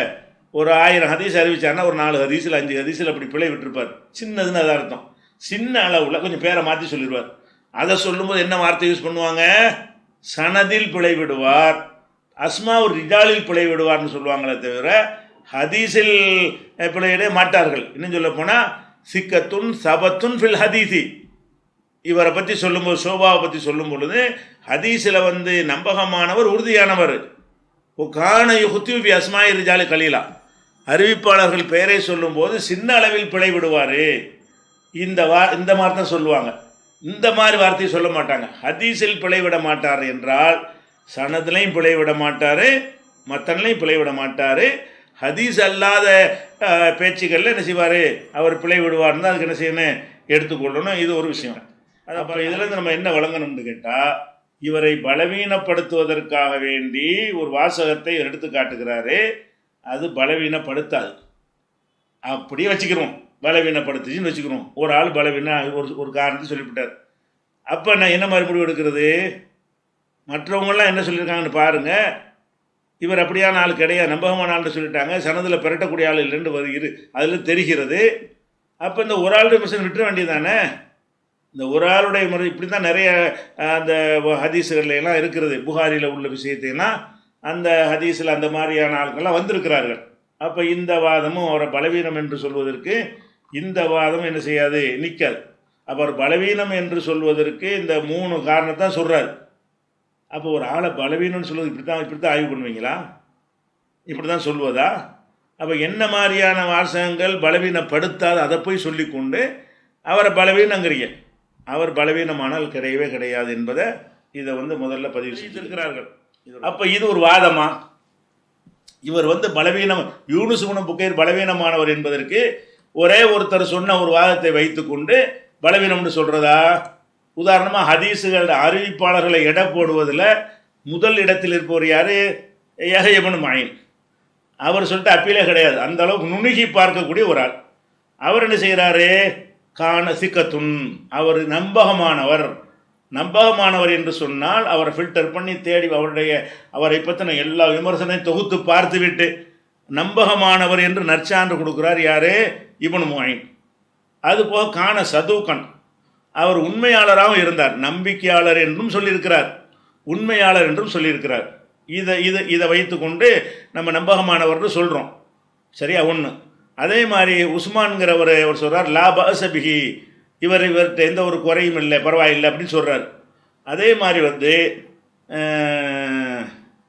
யஹ்யா இப்னு மயீன் அவர் என்ன செய்கிறார், கதப்து அன்ஹு, நான் அவர் வழியாக நான் ஹதீஸை பதிவு செய்வேன் அப்படிங்கிறார். அபு ஹைசமாங்கிறவர் சொல்கிறாரு கதப்து அன்ஹு, நான் இவர் வழியாக ஹதீஸுகளை நான் பதிவு செய்வேன். அஜலிங்கிறவர் சொல்கிறாரு லா பஅஸபிஹி, இவர்கிட்ட குறை கிடையாது. ஆனால் இவர் என்ன செய்கிறாருன்னு கேட்டால் சில பேர் இவரை பலவீனமாக்கி இருக்கிறார்கள், ஆனாலும் என்ன இருக்குது, இவர்கிட்ட குறை இல்லை. அதுக்கப்புறம் அப்புறம் அபு ஹாத்தம் அவர் சொல்கிறார் மஹல்லுஹு சிதுக்கு, இவர் அதாவது எப்படின்னு கேட்டால் அந்த அம்மாஃபில் ஹதீஸ்ன்னு சொல்கிறார்ல, அந்த விமர்சனத்தை ஒட்டி இது வருது. எப்படி, இவர் ஹதீஸை பொறுத்த வரைக்கும் எதுவும் மறுக்கத்தக்கது இல்லை என்று அபூசுரா சொன்னார். இது அபூசுரா சொன்னதாக அறிவிக்கிறது யார், இப்னு அபி ஹாத்தம். அவரும் ஒரு அத்தன்டிக்கான ஒரு தேடுதல் உள்ள ஒரு அறிஞர். அவர் என்ன செய்கிறாருன்னா அவர்கிட்ட போய் கேட்குறாங்க, அப்போ நீங்கள் என்ன சொல்றீங்க அவரை பற்றின்னு கேட்கும் பொழுது மஹல்லுஹு சிதுக்கு, அவருடைய அந்தஸ்து உண்மைதான், உண்மை சொல்லக்கூடியவர் தான் அப்படிங்கிறார். இப்னு அபீ தாவூத் என்பவர் என்ன செய்கிறார்னு கேட்டால் லைஸஹுவ இந்தி பிஹுஜத்தின், என்னிடத்தில் அவர் வந்து ஒரு ஆதாரமாக எடுக்க முடியாது. இப்னு அபீ தாவூத்னு ஒருத்தர் தான் சொல்லியிருக்கிறார். என்ன சொல்கிறாரு, இவர் ஹுஜ்ஜத்து கிடையாது. கான யஹூது இப்னு இஸ்ஹாக் வ யூசிலுஹு பில் அஹாதீஸ், இவர் இப்னு இஸ்ஹாக் என்பவருடைய ஹதீஸ்களை எடுத்து ரசூல்லாவுடைய ஒன்றை இணைச்சிருவார், அவருடைய சொற்களை எல்லாம் ஹதீஸோடு சேர்த்துருவார், இந்த ஒரு குறை இருக்குதுன்னு சொல்லி அவர் இப்னு அபூ தாவூத் சொல்கிறாரு. அதுக்கு எந்த ஒரு பட்டியலை விவரத்தை அவர் சொல்லவில்லை. அதே மாதிரி இவர் ஒரு ஆள் சொல்கிறார், நசை என்பவர் என்ன செய்கிறாருன்னு கேட்டால் இவர் பலவீனமானவர், இவர் உறுதியானவர் கிடையாது, 2 பேர் சொல்லியிருக்கிறாங்க. இதுதான் விஷயம். அதுக்கு மற்றவங்களாம் என்ன செய்கிறாங்க, முகமது அப்துல்லா இப்னு நுமைர் சொல்கிறாரு சிக்கத்துன், நம்பகமானவர். அதே மாதிரி வந்து உபைத் இப்னு யஈஸே சொல்கிறாரு யூனுஸ் இப்னு புக்கைர் கான சிக்கத்தன், அவர் நம்பிக்கையானவராக இருந்தார் அப்படிங்கிறார். இப்னு அம்மார் என்ன சொல்கிறாருன்னா ஹுவல் யோம சிக்கத்துன் இந்த அசாபில் ஹதீஸ், ஹதீஸ்களை வல்லுநர்களிடம் இவர் நம்பகமான ஒரு ஆள் அப்படின்னு சொல்கிறார். அதே மாதிரி வந்து சாஜி சொல்கிறாரு கான இப்னுல் அலி இப்னுல் மதீனி லாயு ஹத்திசன்ஹு, இப்னுல் மதீனி என்பவர் வந்து இவர் வழி அறிவிக்க மாட்டார். ஆனால் ஒஹுவ இந்தஹும் மின் அஹ்லி சிதுகி, ஹதீஸ்களை வல்லுநர்கள்ட்ட இவர் உண்மையாளர் தான், உண்மையாளராக இருந்தும் கூட அவர் மட்டும் அறிவிக்க மாட்டார் அப்படின்னு ஒன்று வருது. அதே மாதிரி அஹ்மது இப்னு ஹம்பல் என்ன சொல்கிறாங்கன்னு கேட்டால் மாக்கான அஸ்ஹதன் நாசிபிஹி வன்ஃபர்ஹமன்ஹு, இவர் என்ன செய்கிறார், இவரை விட வந்து மக்களில் ஒரு அதாவது பற்றற்று வாழ்ந்தவர் யாரும் கிடையாது. கதப் தன்ஹு, நான் அவர் வழியாக பதிவு செய்கிறேன் அப்படின்னு சொல்கிறார். அதே மாதிரி வந்து யஹ்யல் ஹிமானிங்கிறவர் சொல்கிறாரு, நீங்கள் யூனுஸ் இப்னு புக்கைர் அறிவிக்க மாட்டீங்களான்னு கேட்கும் பொழுது அவர் வெளிப்படையான ஆள் கிடையாது அப்படின்னு அவர் சொல்கிறார். சொல்லிட்டு என்ன செய்கிறாருன்னா லா அஸ்தஹில்லு ரிவாயத் அன்ஹு, நான் அவர் வழியாக அறிவிப்பதை ஹலால் ஆக்க மாட்டேன் அப்படின்னு அவர் சொல்லியிருக்கிறார்.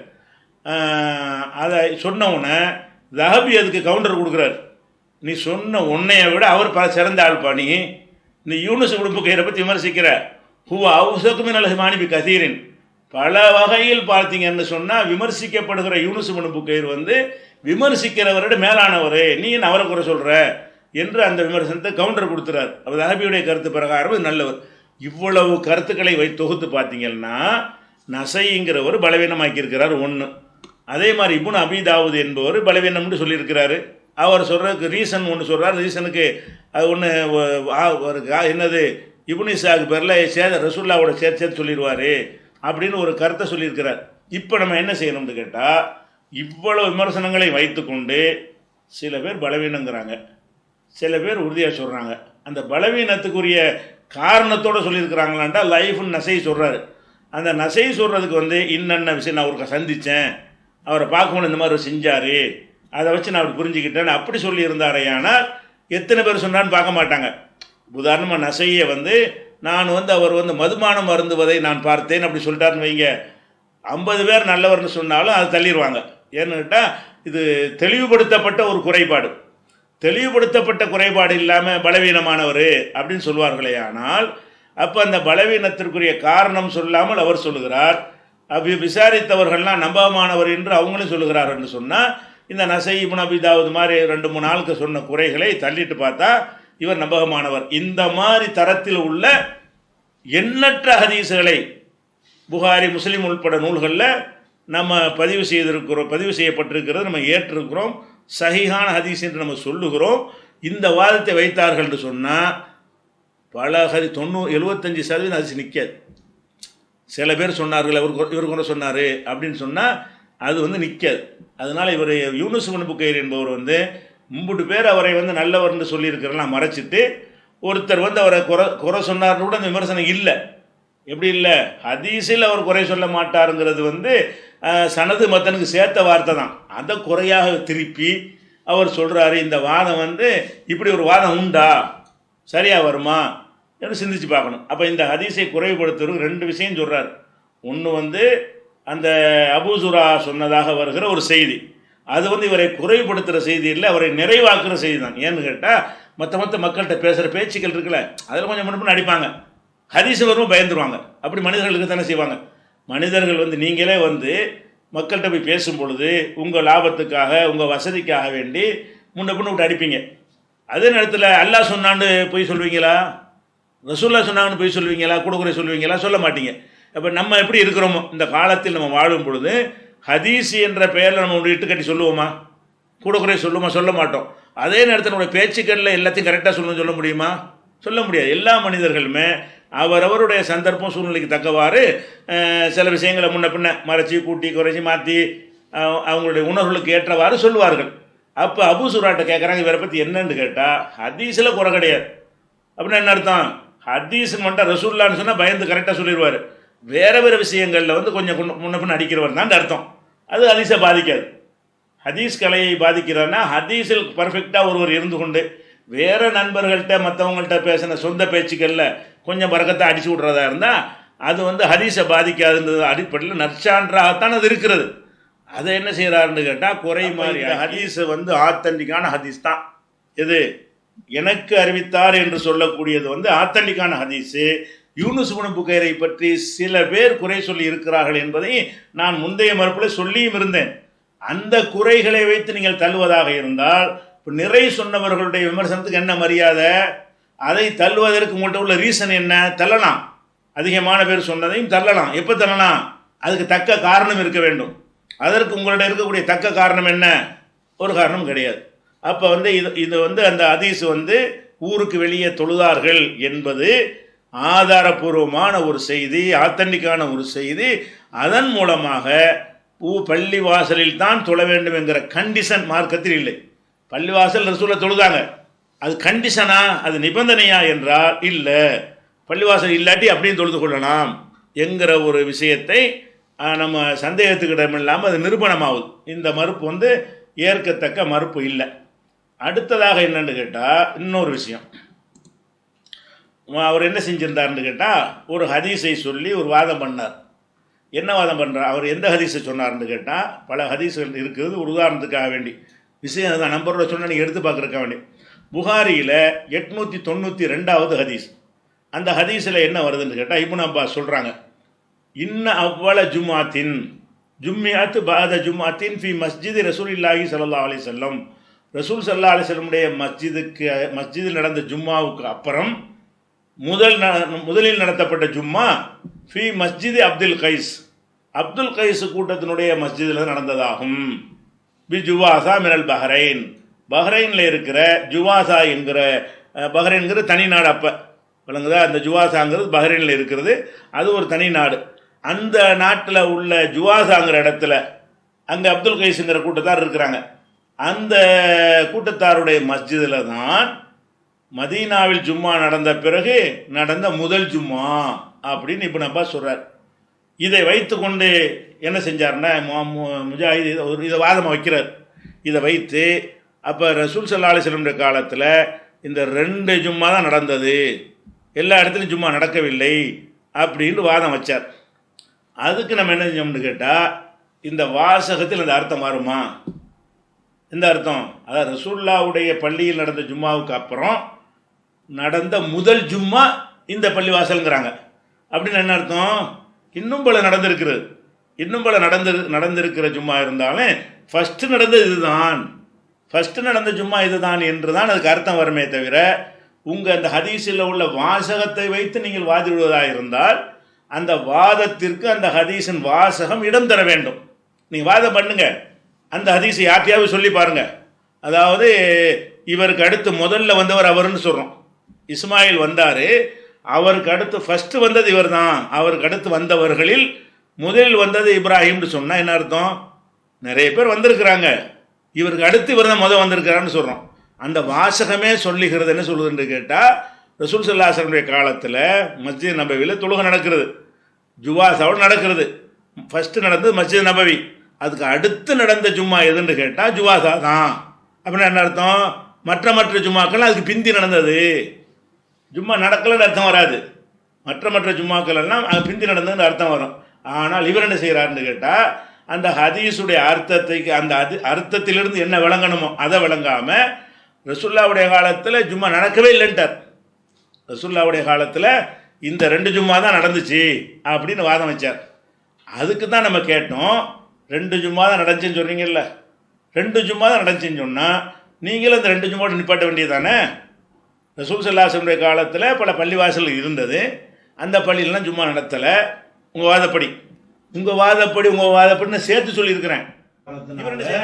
ரசூலுல்லாஹ் தொழுது பள்ளிவாசல்லையா இருந்தாலும் நம்ம எங்கே வேண்டாலும் தொழுவலாம். ஜும்மாங்கிறது ஒரு கடமை, அந்த நாளுக்குரிய கடமை. ஜும்மாவுக்கு ஒரு தனி தொழுகை இருக்கிறது, அதை விட்டுறக்கூடாது. ரசூலுல்லாஹ் தொழுதாங்க என்ற ஹதீஸெல்லாம் ரசூலுல்லாஹ் என்பதற்காக கொடுத்த முக்கியத்துவம் தானே தவிர வேற பகுதிகளில் தொழலைன்னு சொல்லி அர்த்தம் எடுக்கக்கூடாது. தொழுகிறது நம்ம தகவல் வராமல் இருக்கணும். எங்க கருத்துப்படுறாங்க, நீங்க தான் இப்படி வாதிடுறீங்க, 2 தான் நடந்ததுங்கிறீங்க. 2 தான் நடந்ததுன்னு வாதிக்கிற ஆட்களா இருந்தீர்களே, ஆனால் அதுலயாவது உண்மையாளர்களா இருங்க. என்ன சொல்லுங்க, இனிமேல் ஜும்மா நடத்துவதா இருந்தால் ஒட்டுமொத்த சவுதிக்கும் ஒண்ணுதான் நடத்தணும், ஒட்டுமொத்த இலங்கைக்கு கொழும்புல மட்டும் நடத்துங்க, ஒரு நாட்டுக்கு ஒண்ணுதான் வழங்குதா, இந்தியாவுக்கு டெல்லியில் நடத்துங்க. அப்போ ஒரு நாட்டுக்கு ஒன்று மீதி உள்ள நடத்த அப்படியா சொல்லுங்க.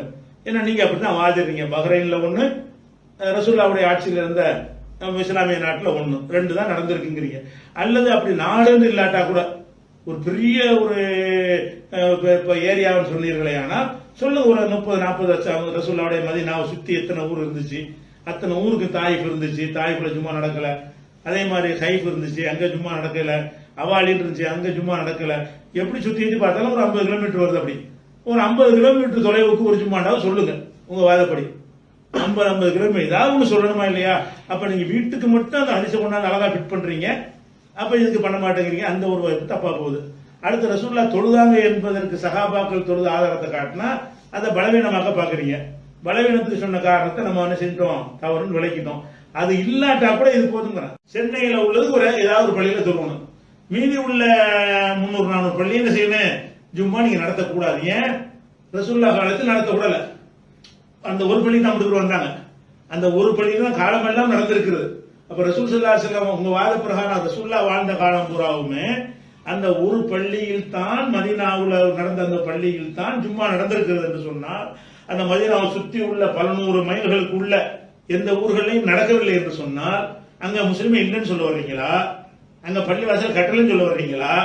அங்க பள்ளிவாசல் இருந்தா ஜும்மா நடந்திருக்கணுமே, இல்லன்னு நீங்களே சொல்றீங்களா? அப்ப என்ன நீங்க வழங்கணும், எத்தனை பள்ளிகள் இருந்தாலும் சரி அது தலைமை பள்ளி ஒண்ணுதான் இருக்கணும், அதெல்லாம் ஜும்மா நடக்கணும். இப்ப உதாரணமா 6.5 கிலோமீட்டர்னு சொன்னா, இப்ப தோண்டி எங்க ஊர் எடுத்துக்கிட்டோம்னா, எங்க ஊரை மட்டும் கட்டுப்படுத்தாது, எங்க ஊர்ல இருந்து நம்புதால பாசிப்பட்டினம் எஸ்பி பட்டினம் வரைக்கும் 6.5 கிலோமீட்டர் வரும். அங்க உள்ளவங்க இங்கதான் வரணும். அவங்க கூட ஏன் 4 மைல் அளவுக்கு அப்படியெல்லாம் வந்து நடந்து வந்திருக்கிறாங்க. அப்போ ஒரு ஹதீஸை நீங்கள் வைத்து வாதிடுகிறீர்கள் என்று சொன்னால் அது சொல்ற விஷயத்தை முழுசா சொல்லுங்க. என்ன முழுசா சொல்றது, வீடுகளிலும் தொழக்கூடாது, வேறு பள்ளியிலும் தொழக்கூடாது, 2 சொல்லுதுல, 2ஐயும் சொல்லணும். நீங்க என்ன சொல்றீங்க, வீட்டை தொழக்கூடாது, ஆதாரம் சரி, நீங்க ஊர்ல 10 பள்ளியில தொழுறதுக்கு அதுக்கு எதிராக தானே இருக்கு, அதையும் தப்புன்னு சொல்ல மாட்டேங்கிறீங்க. அப்ப நீங்கள் உங்க மனசாட்சிக்கு விரோதம், நீங்க செய்யற விஷயத்துக்கு எதிராக இருக்குது, ஆனால் அதை நீங்க சொல்ல மாட்டேங்கிறீங்க. அப்ப நம்ம என்ன செய்யறோம், அப்படி நீங்கள் புரிந்து கொள்ள, நம்ம என்ன சொல்றோம், நீங்கள் அப்படி புரிந்து கொள்ள கூடாது. ரசூலுல்லாஹ் செஞ்சாங்கன்னா ரசூலுல்லாஹ் ஒரு அந்தஸ்துக்காக வேண்டி ரசூலுல்லாஹ் பயண கேப்டன் வந்திருப்பாங்க, மற்றது தடன்னு எடுத்துக்கொள்ள கூடாது அப்படின்னு சொல்லி கொண்டால் வீடு பள்ளிவாசல் எல்லாம் ஓகே போயிடும். நாங்க 2க்கும் ஒரே கருத்துல வந்துருவோம். நாங்க பள்ளியில தொழக்கூடாது நாங்க சொல்லல, நாங்களே இந்த ஹதீஸ் படி என்ன சொல்லுகிறோம், அல்லாஹ்வுடைய ரசூல் அவங்க பள்ளியா இருக்கும் பொழுது எல்லாம் சுற்று கஷ்டப்பட்டு வந்துரு, வாரத்தில் ஒரு நாள் தானே பிரயாணப்பட்டது வந்துரு, 4 பேர் 10 பேரா வந்துருங்கிற அளவுக்கு ரசூலுல்லாஹ் செஞ்சாரு, அவங்க பயானை கேட்பதற்காக வேண்டி. அப்படி வேற உனக்கு அந்த அதிகாரம் கிடையாது. வேற ஆளுக்கு பயானம் கேட்கறதுக்கா பிரயாணப்பட்டு போகணும்னு அவசியம் கிடையாது. அப்படி நீங்கள் அதை எடுத்துக்கொண்டீர்களே, ஆனால் மற்றபடி நீங்க பள்ளியிலையும் தொழுது போங்க, வீட்டிலையும் தொழுதுட்டு போங்கிற அர்த்தம் வந்துரு, இதை நாங்க ஏத்துக்கிறது ஆயிரும். உங்க கருத்து சரின்னு வைத்துக் கொண்டீர்களே, ஆனால் அதை முழுசா வாதிடுங்க. நீங்க எப்ப வாதிட்டா அந்த வார்த்தை வைக்க முடியும்? அதாவது ரசூல் ஸல்லல்லாஹு அலைஹி வஸல்லம் ஒரு பள்ளி வாசலில் தொழுதார்கள் மட்டும் சொல்றீங்க, ஒரு பள்ளியில் தொழுதார்கள் மறந்துடுறீங்க. பள்ளி வாசலில் தொழுதார்கள் மட்டும் நீங்க சொல்றீங்களே தவிர ஒட்டுமொத்தமாக ஒரு பள்ளி வாசல் மட்டும்தான் ஜும்மா நடத்தினார்கள் என்பதை வைத்துக் கொண்டு பல பள்ளிகள் இருந்தாலும் ஒரு பள்ளியில் தான் நடத்த வேண்டும் என்று நீங்கள் வாதிட வேண்டும். இன்னும் சொல்ல போனா வேற பள்ளி இருந்துச்சா அப்படின்னு கேட்டீங்கன்னா நிறைய ஹதீஸ்கள் நீங்க பாத்தீங்கன்னா வேற பள்ளிகள்லாம் சுத்தி இருந்துறேன். இவர் என்ன செய்யறாரு, இவர் மாத்தி பேசுறாரு. நான் மாத்திலாம் பேசல, உங்க வாதப்படின்னு சொல்லி தான் சொல்லியிருக்கிறேன். உங்க வாதப்படி பார்த்தீங்கன்னு சொன்னா 2 ஜும்மா நடந்திருக்கு, 2 ஜும்மா நடந்துச்சு சொல்லுவீர்களே, ஆனால் நீங்க என்ன முடிவு எடுக்கணும் அந்த ஹதீஸை வச்சு? நீங்கள் ஒரு ஹதீஸை வாதம் வச்சீங்கன்னு சொன்னா 2 ஜும்மா நடத்தணும் என்பதுதான் அதனுடைய அர்த்தம்னு சொல்லிவிட்டீங்க. அப்ப 3ஆவது ஜும்மா எப்படி நடத்தலாம்? இப்பவும் நீங்க என்ன செய்யணும்னு கேட்டா, அதாவது ரசூலுல்லாவுடைய காலத்துல பல நாடுகளுக்கு இஸ்லாம் பரவி இருந்துச்சு, பல ஊர்களுக்கு பரவி இருந்தது. அந்த பகுதிகளில் எல்லாம் என்ன செஞ்சாங்க, முஸ்லீம்கள் வாழ்ந்தாங்க, அவங்களுக்கும் பள்ளி வாசல்கள்லாம் இருந்தது. உங்கள் வாதப்படி அங்கேயும் ஜும்மா நடக்கலை. ஏன்? இந்த ஹதீஸில் மொத்தம் 2 தானே. அது எப்படி சொல்கிறார்? ரசூல்லா வாழ்ந்த காலம் வரைக்கும் சொல்கிறார் அவர். ரசூல் ஸல்லல்லாஹு அலைஹி வஸல்லம் வாழ்ந்த காலத்து வரைக்கும் பல ஊர்களில் பள்ளிவாசல் இருந்தாலும் அந்த 2 தான் நடந்தது என்று வாதம் பண்ணுறீங்க.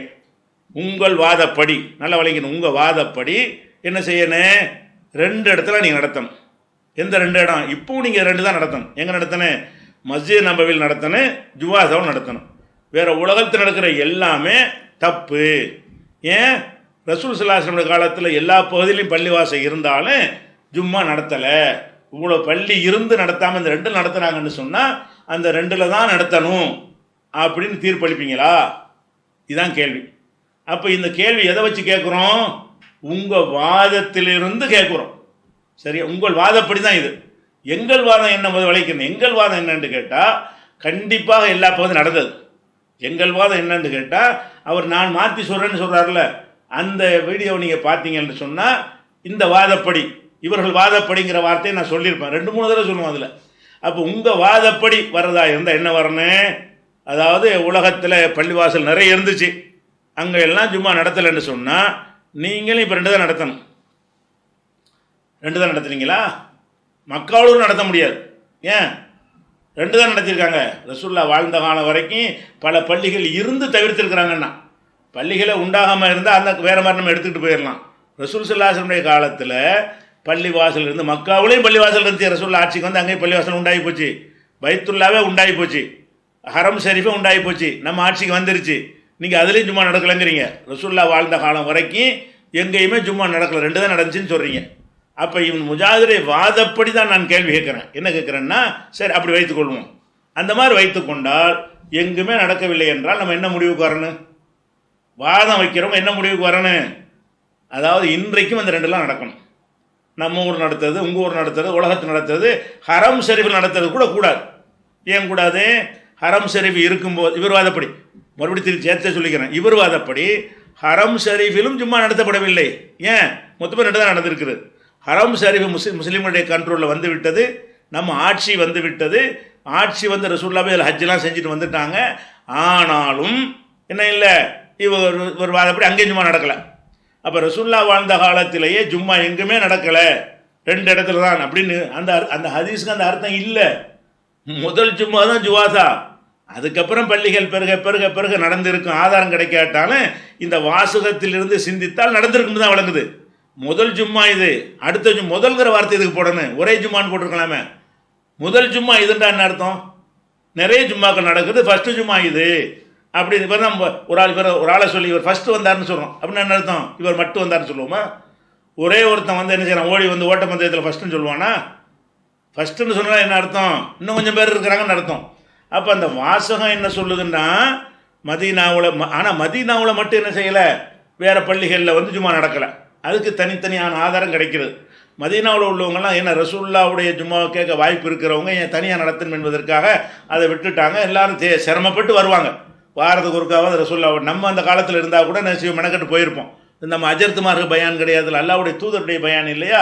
அதனால ரசூல் ஸல்லல்லாஹு அலைஹி வஸல்லம் பார்க்கலாம், அவங்க உரையை கேட்கலாம் அப்படின்னு சொல்லும்போது அதை பார்த்தாலே ஒரு பரக்கத்து, அது உள்ளத்தில் ஆழமாக பதிகிற மாதிரி எவர் பேச முடியும் என்பதற்காக வேண்டி மதீனாவை சுற்றி உள்ள மக்கள் பள்ளிவாசல் இருந்தால் கூட அவங்க அங்கே தொழுவாமல் சில 4 மைல் அப்பால் இருந்தெல்லாம் என்ன செய்வாங்க, ஜும்மாவுக்கு காலையில் புறப்பட்டு நினைஞ்சிருவாங்க, ஜும்மாவுக்கு வந்து சேர்ந்து விடுவார்கள். அது இருந்தது ஓகே. ஆனால் இந்த சுற்றி வர முடியாத தூரத்தில் இருப்பாங்களே அவங்களுக்கு அங்கே வர முடியாத, காலையில் புறப்பட்டால் கூட ஜும்மாவுக்கு வர முடியாத அந்த மாதிரி தொலைவில் உள்ளவர்களுக்கெல்லாம் என்ன, அப்போ சார் அவ்வளோ கூஃபாவில் இருந்து அங்கேருந்து வர முடியுமா? 3 நாள் மெனக்கட்டு வந்து ஜும்மாவுக்கு வருவாங்களா யாராச்சும்? அப்போ அந்த மாதிரியானவர்களுடைய நிலை என்னன்னு கேட்டால் அங்கேயும் ஜும்மா நடந்து இருக்கும் என்று தான் இந்த ஹதீஸிலிருந்து விளங்கணும். ஆனால் என்ன செய்கிறாரு, முதல் ஜும்மாங்கிற முதல்ங்கிறத அப்படி கண்டுகொள்ளாமல் விட்டு நடந்த ஜும்மா மட்டும் அது மட்டும்தான்றார். அதுக்கு தான் நம்ம என்ன செஞ்சோம், மாற்றிலாம் பேசலை, ஒரே மாதிரியாக தான் பேசுகிறோம். நம்ம அவர் வாதப்படின்னு சொல்வதை சொல்லிட்டு வரும்போது ஒவ்வொருத்தரையும் அந்த வாசத்தை சேர்த்துக்கிட்டா இருப்போம். இவருடைய வாதப்படின்னு சொல்லிவிட்டு நம்ம என்ன செய்கிறோம், ஒரு ஆர்குமெண்ட்டை வைக்கிறோம் என்று சொன்னால் உங்கள் வாதம் என்ன? மஸ்ஜித் நபவியில் நடந்ததுக்கு பிறகு நடந்த முதல் ஜும்மா ஜுவாசா பஹ்ரைன் அப்படிங்கிற ஹதீஸ் முகாதம் என்னன்னு கேட்டால் ஒரே ஜும்மாங்கிறீங்க. முதல் ஜும்மான்னு ஹதீஸில் இருக்கிறது, ஒரே ஜும்மா அதுதாங்கிறீங்க. அப்படின்னு தான் வாழ்நாள் கூடாமல் 2 ஊரை தவிர நடக்கலைன்னு முடிவெடுத்து அப்படி எடுத்தீர்களே. ஆனால் நீங்கள் என்ன செய்யணும், எங்கேயும் நடத்தக்கூடாது. எங்கள் கருத்து அது இல்லைன்னு அதையும் சொல்லியிருக்கிறேன். எங்கள் கருத்து அது இல்லை, எல்லா பக்கமும் நடந்து இருக்கிறது. பல ஊர்களில் நடக்காமல் இருக்காது. ஜும்மாங்கிற ஒரு கடமை அல்லாஹ் மூமின்களுக்கு ஒரு ஈதாக தந்திருக்கிறான், ஒரு அடையாளமாக தந்திருக்கிறான். யூத கிறிஸ்தவர்களுக்கு சனி ஞாயிறு இருக்கிறது, நமக்கு அல்லாஹ் தந்தது வெள்ளி என்றெல்லாம் ரசூலுல்லாஹ் சொல்லியிருக்கிறாங்க. அது இந்த சமுதாயத்தின் அடையாளமாக தரப்பட்டிருக்கிற ஒரு விஷயம். இதை மற்ற பள்ளியில் சொல்லாமல் இருந்தாங்கன்னு சொல்ல முடியுமா? கடமையாக்குற அந்த வாசகத்திலிருந்தே எல்லாரும் கடமைன்னு ஆகிவிட்டது. அப்படிங்கிறதுனால ரசூல் ஸல்லல்லாஹு அலைஹி வஸல்லம் உண்மை என்னன்னு கேட்டால், ரசூலுல்லாஹ்வுடைய காலத்தில் மதீனாவில் உள்ள பள்ளிகளில் ஜும்மா நடக்கலை, பல பள்ளிகளில். ஏன்னா ரசூலுல்லாஹ்வுடைய உரையை கேட்பதற்கு வந்துட்டாங்க, கூடாது என்பதற்காக இல்லை. ரசூலுல்லாஹ்வுக்கு பிறகு அந்த சட்டம் கிடையாது, அவங்கவுங்க தொழுதுட்டு போயிடுவாங்க. ரசூலுல்லாஹ்வுடைய காலத்தில் அங்கே நடக்கலையே தவிர மற்ற பகுதிகள்லாம் ஜும்மா இல்லாமல் விடப்பட்டு அல்லாஹ் கடமையாக்கின ஜும்மா இல்லாமல் போயிடுச்சா? ஒட்டுமொத்த உம்மத்துக்களை அது அல்லாஹ் கொடுத்துருக்குறான். யூதர்களுக்கு எப்படி எல்லா ஊர்லேயும் அவங்க நடத்தி கொள்ளலாமோ, நசாராக்கள் எப்படி எல்லா இடத்துலையும் நடத்தி கொள்ளலாமோ அவங்க வழிபாட்டை, அந்த மாதிரி முஸ்லீம்களுக்கு அல்லாஹ் தந்திருக்கிறான் அப்படின்ற ஒரு அடிப்படையில் வைத்து பார்க்கும் பொழுது பள்ளி எல்லா இடத்துலையும் நடந்திருக்கு. இவர் என்ன சொல்கிறார், அந்த 2 பள்ளியில் தான் நடந்தது என்று சொன்னால் எப்படி வீட்டில் நடத்துதுன்னு கேட்குறாரு. அதுக்கு தான் அந்த வாதத்துக்கு வர்றாரு. வீட்டில் நடத்திங்கன்னு கேட்குறது தப்பு. ஏன் வேறு பள்ளியிலே நடத்தக்கூடாதுன்னு சொல்லுங்கள். அந்த ஹதீஸை வைத்து வாதிட்டு வீடுகளில் நடத்தக்கூடாதுன்னு எப்படி ஆதாரம் பண்ணுவீங்க?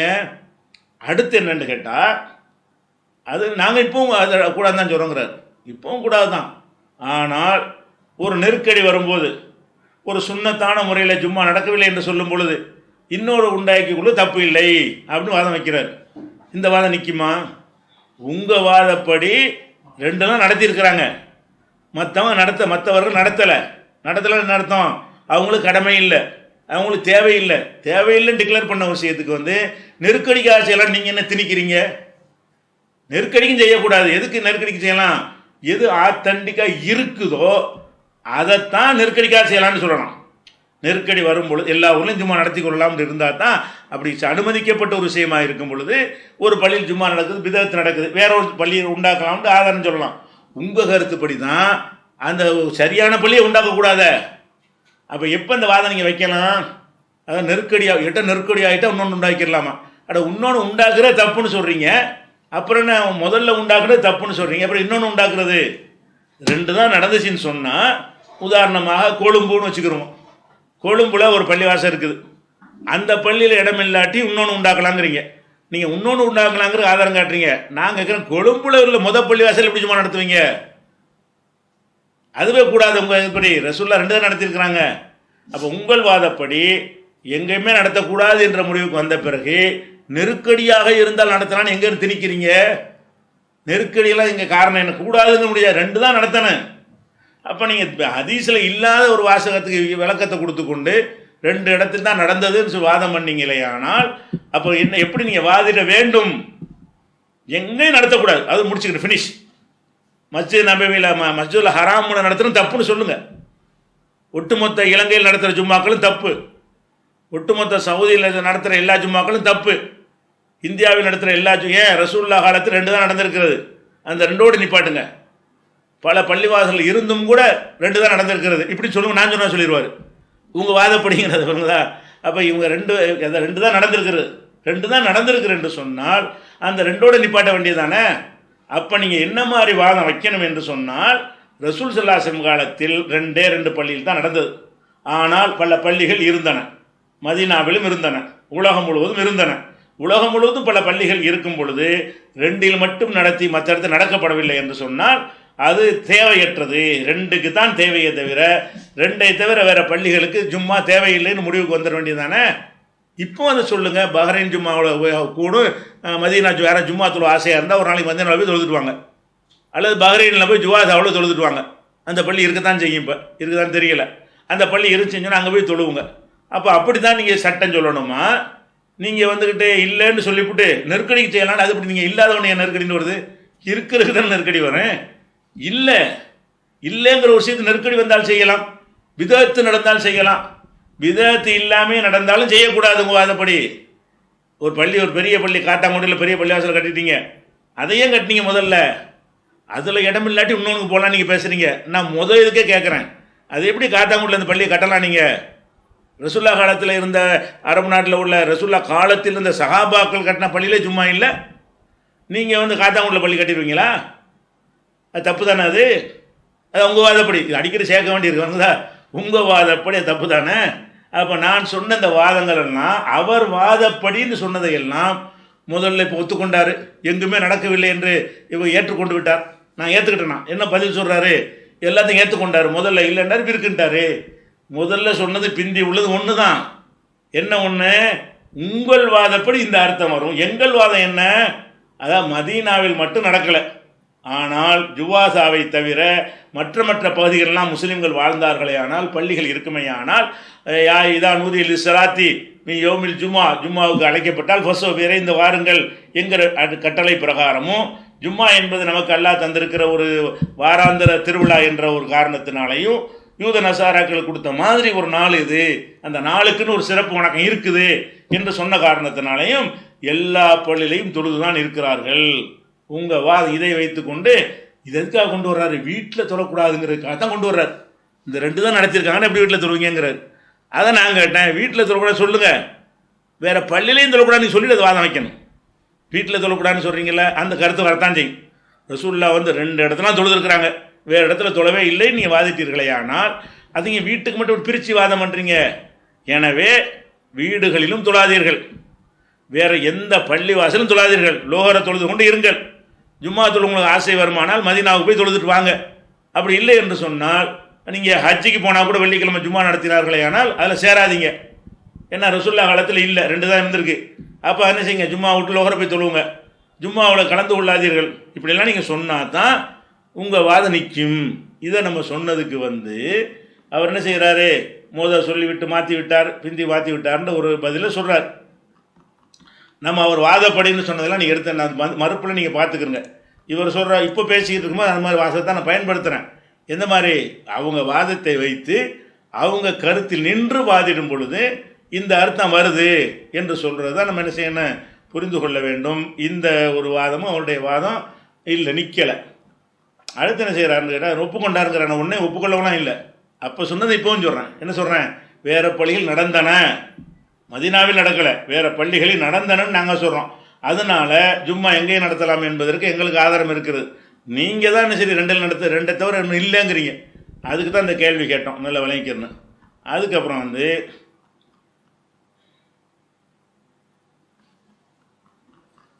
வேறு என்ன வாதம் வைக்கிறாரு?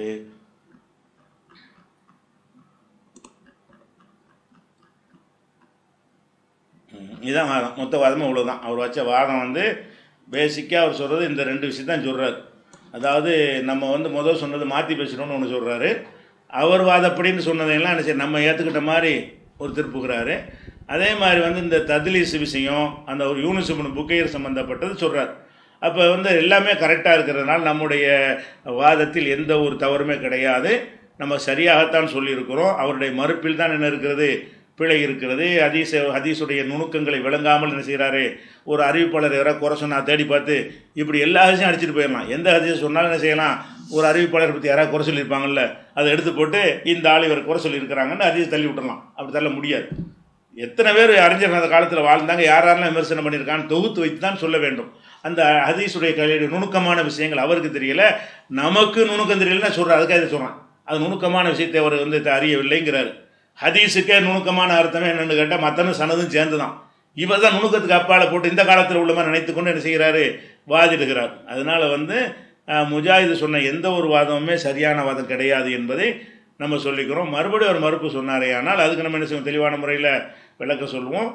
வீடுகளில் எங்கேயும் தொழுவணும். ஜும்மாங்கிறது வந்து பள்ளி வாசல்னு ஒன்று இருந்தால் அதில் தான் தொழுவணும். நாளைக்கிறது வர்றது மக்கள்லாம் வரணும், அதுலெல்லாம் மாற்று கருத்து கிடையாது. வீட்டில் தொழுவுறதும் பள்ளி வாசலும் சமமானது கிடையாது. அதிகமான ஜமாத்துகள் கூடுவதும் கொஞ்சம் பேர் வீட்டில் நம்ம குடும்பம் மட்டும் தொழுவது சமம் கிடையாது. இதில் எல்லாம் நமக்கு மாற்று கருத்து கிடையாது.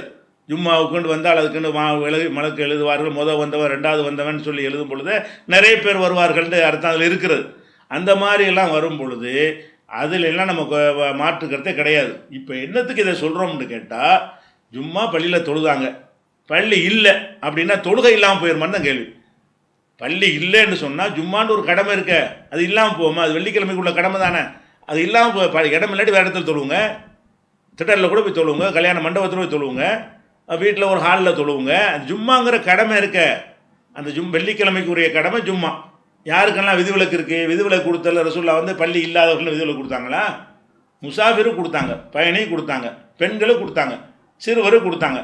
அவங்கெல்லாம் ஜமாத்துக்கு வர வேண்டியதில்லை. அந்த மாதிரி இருக்கும் பொழுது பயணியாக போனீங்கன்னா உங்களுக்கு ஜும்மா இல்லை. அதே மாதிரி பெண்களாக இருந்து ஜும்மா இல்லைன்னா கட்டாயம் கிடையாது, அவங்க தொழுதா குற்றம் கிடையாது. பெண்களுக்கு ஜும்மா கிடையாது, பெண்கள் வந்தால் குற்றம் வேண்டாம், குற்றம் கிடையாது. அது கட்டாயம் அவங்களுக்கு சிரமம் கொடுக்கக்கூடாது. கட்டாயமாக்கிட்டோம்னா கம்பல்சரியாக வந்தான்னு அவங்களுக்கு சிரமமாக போயிடும். வந்தால் வரட்டும், வராட்டி லொஹர் தொழுவட்டும். யாருக்கு அந்த ஜும்மா இல்லை என்று இருக்கிறதோ அவங்க லொஹர் தொழுது கொள்ளலாம். சரி, அந்த மாதிரி ரசூலுல்லாஹ் சலுகை கொடுக்கும் பொழுது மேலும் பள்ளி இல்லாதவர்களுக்கும் சலுகைன்னு சொன்னாங்களா? ஜும்மா யாருக்கெல்லாம் விட்டுவிடலாம் என்று சொன்னால் பயணிகள் விட்டுவிடலாம், விட்டுவிடலாம்னாலே அவங்க லொஹர் தொழுவலாம். பெண்கள் விட்டுவிடலாம் அப்படின்னா லொஹர் தொழுவலாம். அதே மாதிரி சொல்லும் பொழுது பள்ளி வாசல் இல்லாதவர்களும் விட்டுவிடலாம் சொன்னாங்களா? இல்லை, விதிவிலக்கு கொடுக்கல. இல்லை, மற்ற நீங்கள் விதிவிலக்கு ஆக்குறீங்க, மற்ற எல்லாருக்கும் கடமை, விதிவிலக்கு இல்லை. அதனால் நம்ம ஜும்மாவை பாழாக்கிடக்கூடாது. ஜும்மாங்கிற ஒரு பெரிய சிறந்த ஒரு வணக்கம், லொஹர் தொழுகையை விட அதுக்கு தனி சிறப்பு கூடுதலான ஒரு வணக்கம். அந்த ஒரு வணக்கத்தை விட்டுவிடக்கூடாது என்பதற்கு தான் இந்த மாதிரி ஊரடங்கு போன்ற நேரங்களில் நீங்கள் வீட்டில் தொழுதுக்கிறங்க, ஜும்மாவை தொழுவுங்க. ஒரு ஆள் பேசி ஒரு ஆள் தொழு வைத்து ஒரு ஆள் உரை நிகழ்த்தினா ஜும்மா முடிந்து விட்டது என்று நம்ம சொல்லுகிறோம். ஏன்னு கேட்டால் ஜும்மாங்கிற அந்த ஒரு கான்செப்டை நம்ம இழந்துடக்கூடாது. இதுதான் அடிப்படை. இதோட இந்த முஜாஹிதுடைய மறுப்புக்குரிய விளக்கத்தை முடித்துக் கொள்கிறோம். அஸ்ஸலாமு அலைக்கும்.